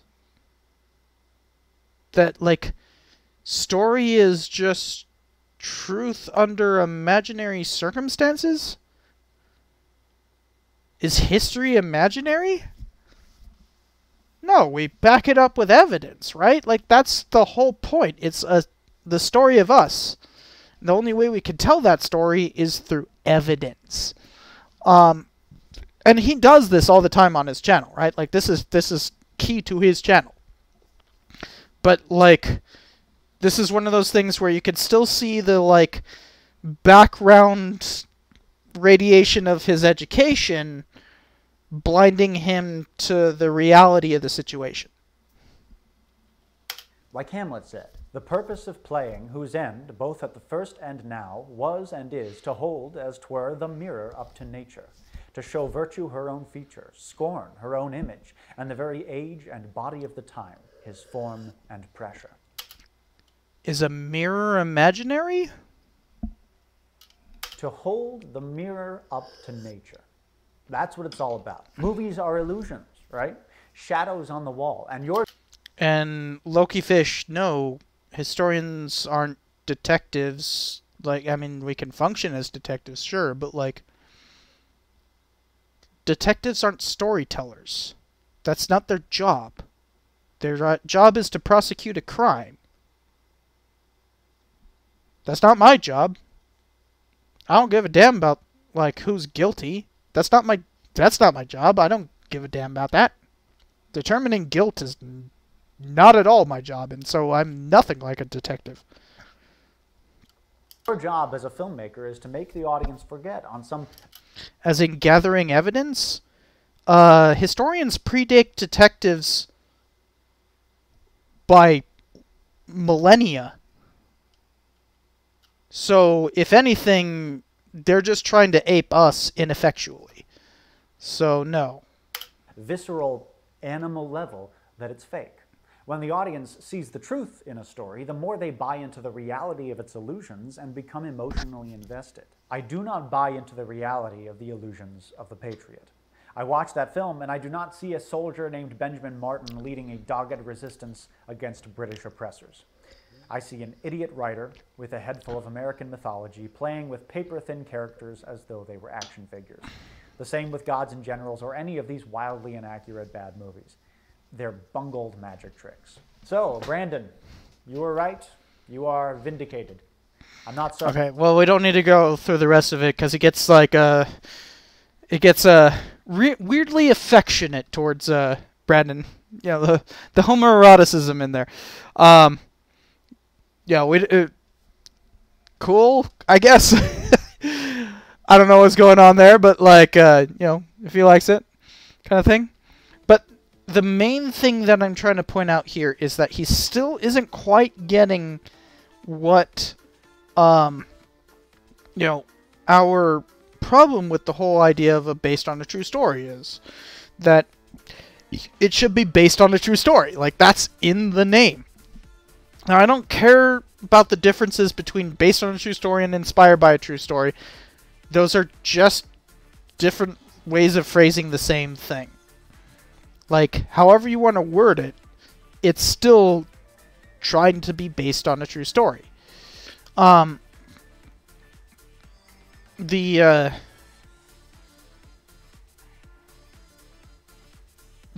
problem is he is trying to portray this as like, you know, a lack, instead of portraying it as a failure to grasp history, as in like the story of us. Instead, it's like this weird like dualism that you have stories and then you have history, and they like kind of run parallel, but like, you know, they can bounce off of each other, but, you know, never the twain shall meet. And it's like, that's not really what the problem is. The problem is that the twain meet all the time. And then it's up to the filmmakers, who have far bigger budgets than his Sudbury Devil, to like actually have some imagination. To think like, how can I tell this story? Instead, it's like, how can I tell my story as opposed to this story? And as soon as they start making themselves into the film, it goes awry. You know, like, there's nothing wrong with having a bit of an authorial imprint, right? I talk about my own experiences with violence in my own work, right? Like, that's kind of important, to be able to talk about like how your perception has changed. But it's a bit different from saying like, my perception has changed because of X, Y, and Z, and then just purposefully changing the narrative because it suits your own purposes. And Atanche still hasn't quite gotten to that point. He's definitely getting there. Like, he's way better than he was before. But, like, it's still kind of like, you're still acting like there's a difference between history and story. And it's like, no, history is a type of story. There's no difference between the two, unless you're saying that, like, there's a difference between, I don't know, saying that, like, there's a difference between beer and beer. Like, these are still two types of beer. They're just different types of beer. One's, you know, fictional stories, one's history. They're still both stories. You know, it's a part-whole fallacy. And so I hope that he does continue to grow. It's great to see him, like, kind of realizing that a lot of the crap that he said before was like, yeah, that was bad. And there's other things in, you know, this is a much smaller reaction to his own content.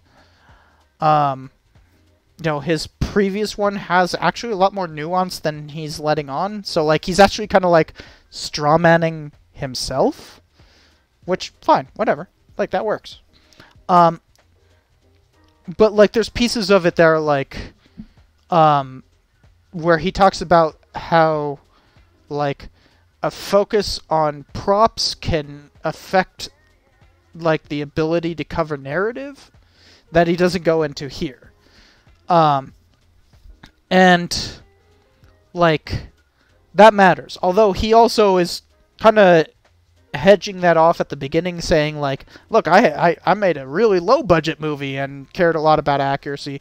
How do these, like, multi-million-dollar budget movies suck at this? And he's got a heck of a point at that, but, like, you know, for the most part, I just don't care about, like, whether or not they get, like, the correct chainmail or whatever. Like, I just don't care about that, right?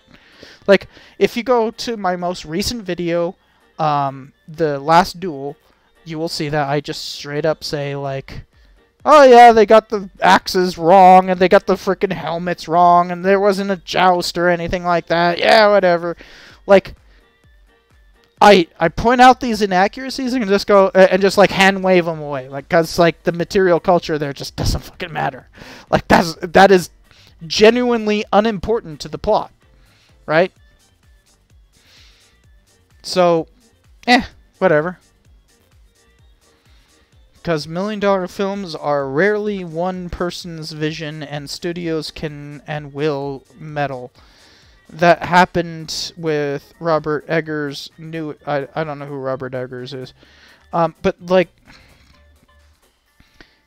The point being that it is important to be able to remember that history is the story of us. It is a story. Period.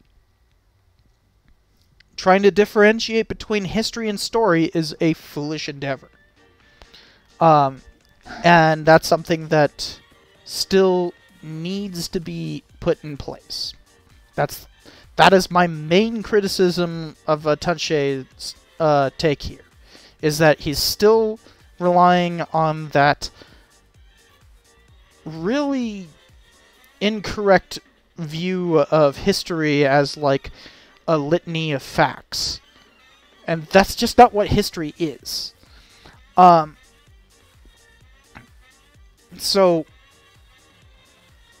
I want to back off from that criticism though, and point out like that's a very minor criticism when we're talking about this video. When we're talking about this video, he's talking about more about like how he used to be making fun of anyone like anyone who was talking about accuracy in films was to him in the past was like somehow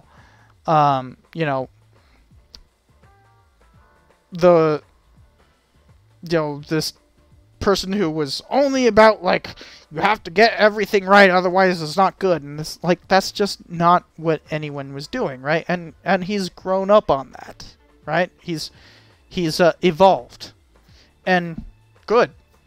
I'd just like to see a little bit more evolution on the definition of history there, you know? But this is also a problem that we see not only from the... I mean, I wouldn't call him left-wing. He's certainly left-leaning compared to the other people I'm about to mention.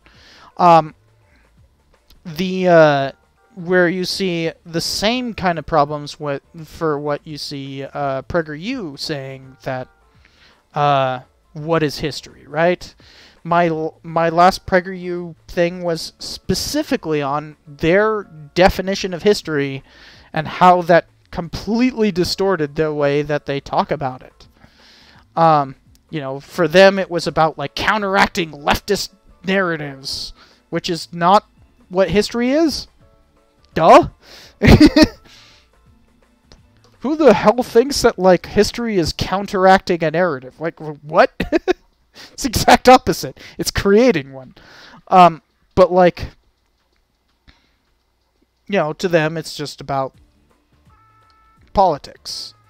For Tunche, it's more that like he's very close to getting towards that like actual history major definition of history, but he's not quite there yet. Just gotta push him a little bit further on the whole thing of like history itself is a narrative.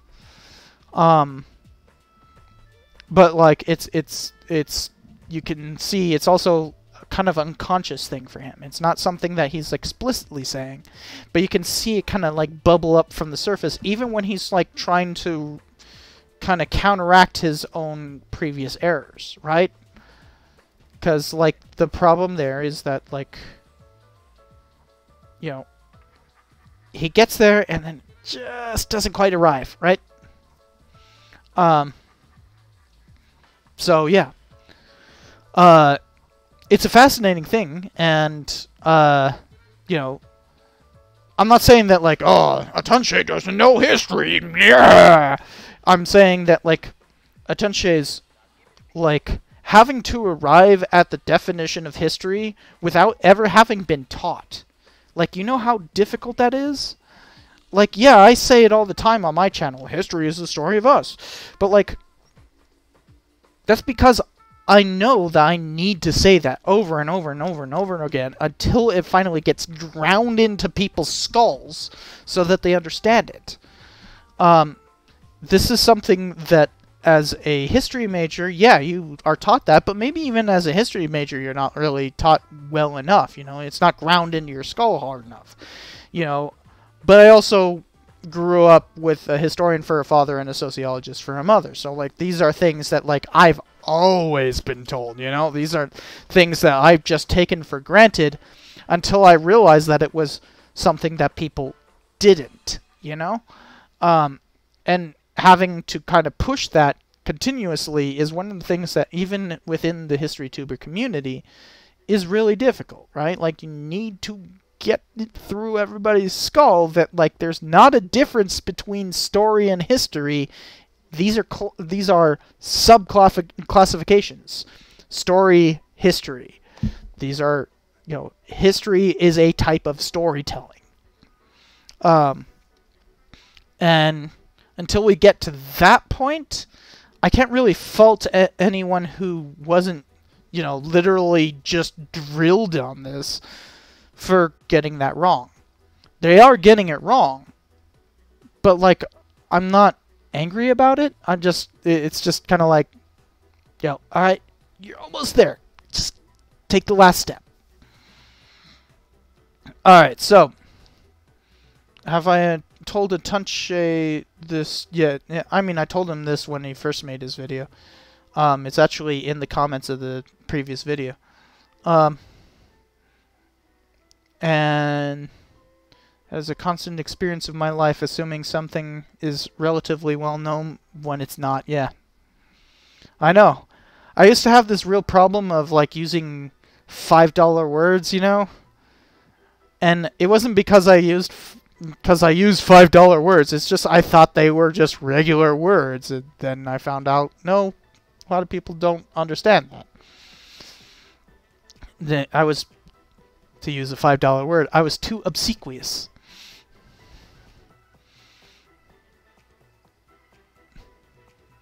I prefer to be more correct if it is at the last taking place. Blah, blah, blah. Yeah, whatever. To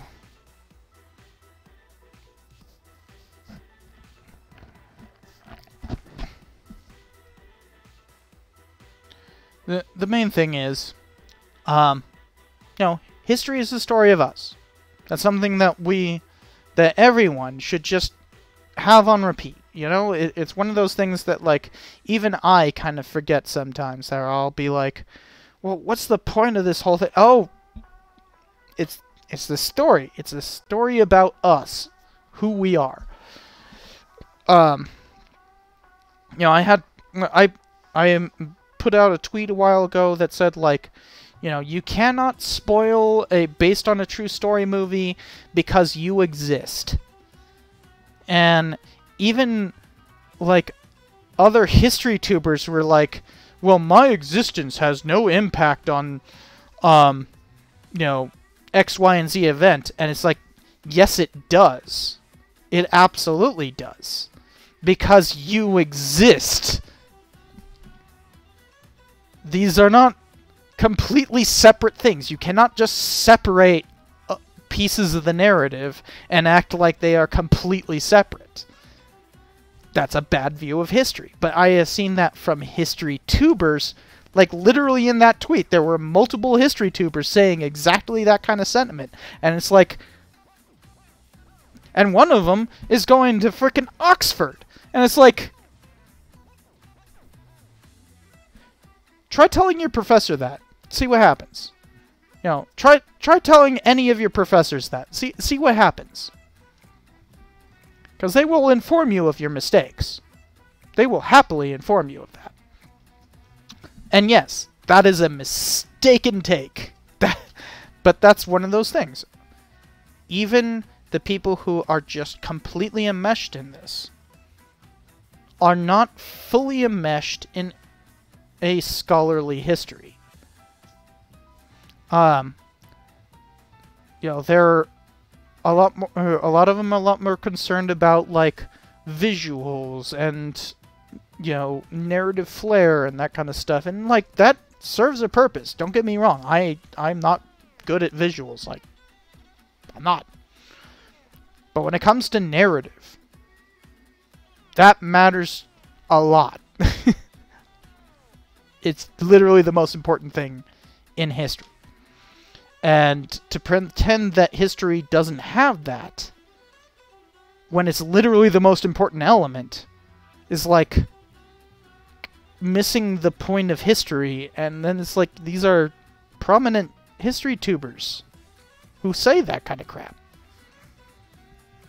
So it's not that they are, you know, just bad history tubers or anything. It's that, like, it's more of a systemic problem. It's this thing of, like, they don't quite grasp what history is. So I have food to eat here. I have sushi. Got it for like $15 tonight. It was nice. But I need to get to eating that.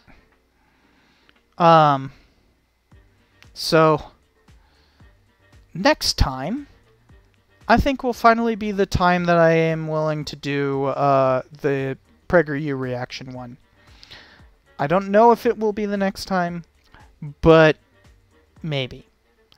It depends on... Well, hold on. I need to look at the... Oh, okay, no. No. Next time, doing some relaxing games, because the next day will be the release of my video of systemic racism in the U.S. And yeah, let's not do anything hard hitting the day before that release. So next time I will be playing probably Rocket League or Journey. And just relaxing, because the next day, literally the next day, will be my release on systemic racism in the U.S. So look forward to that.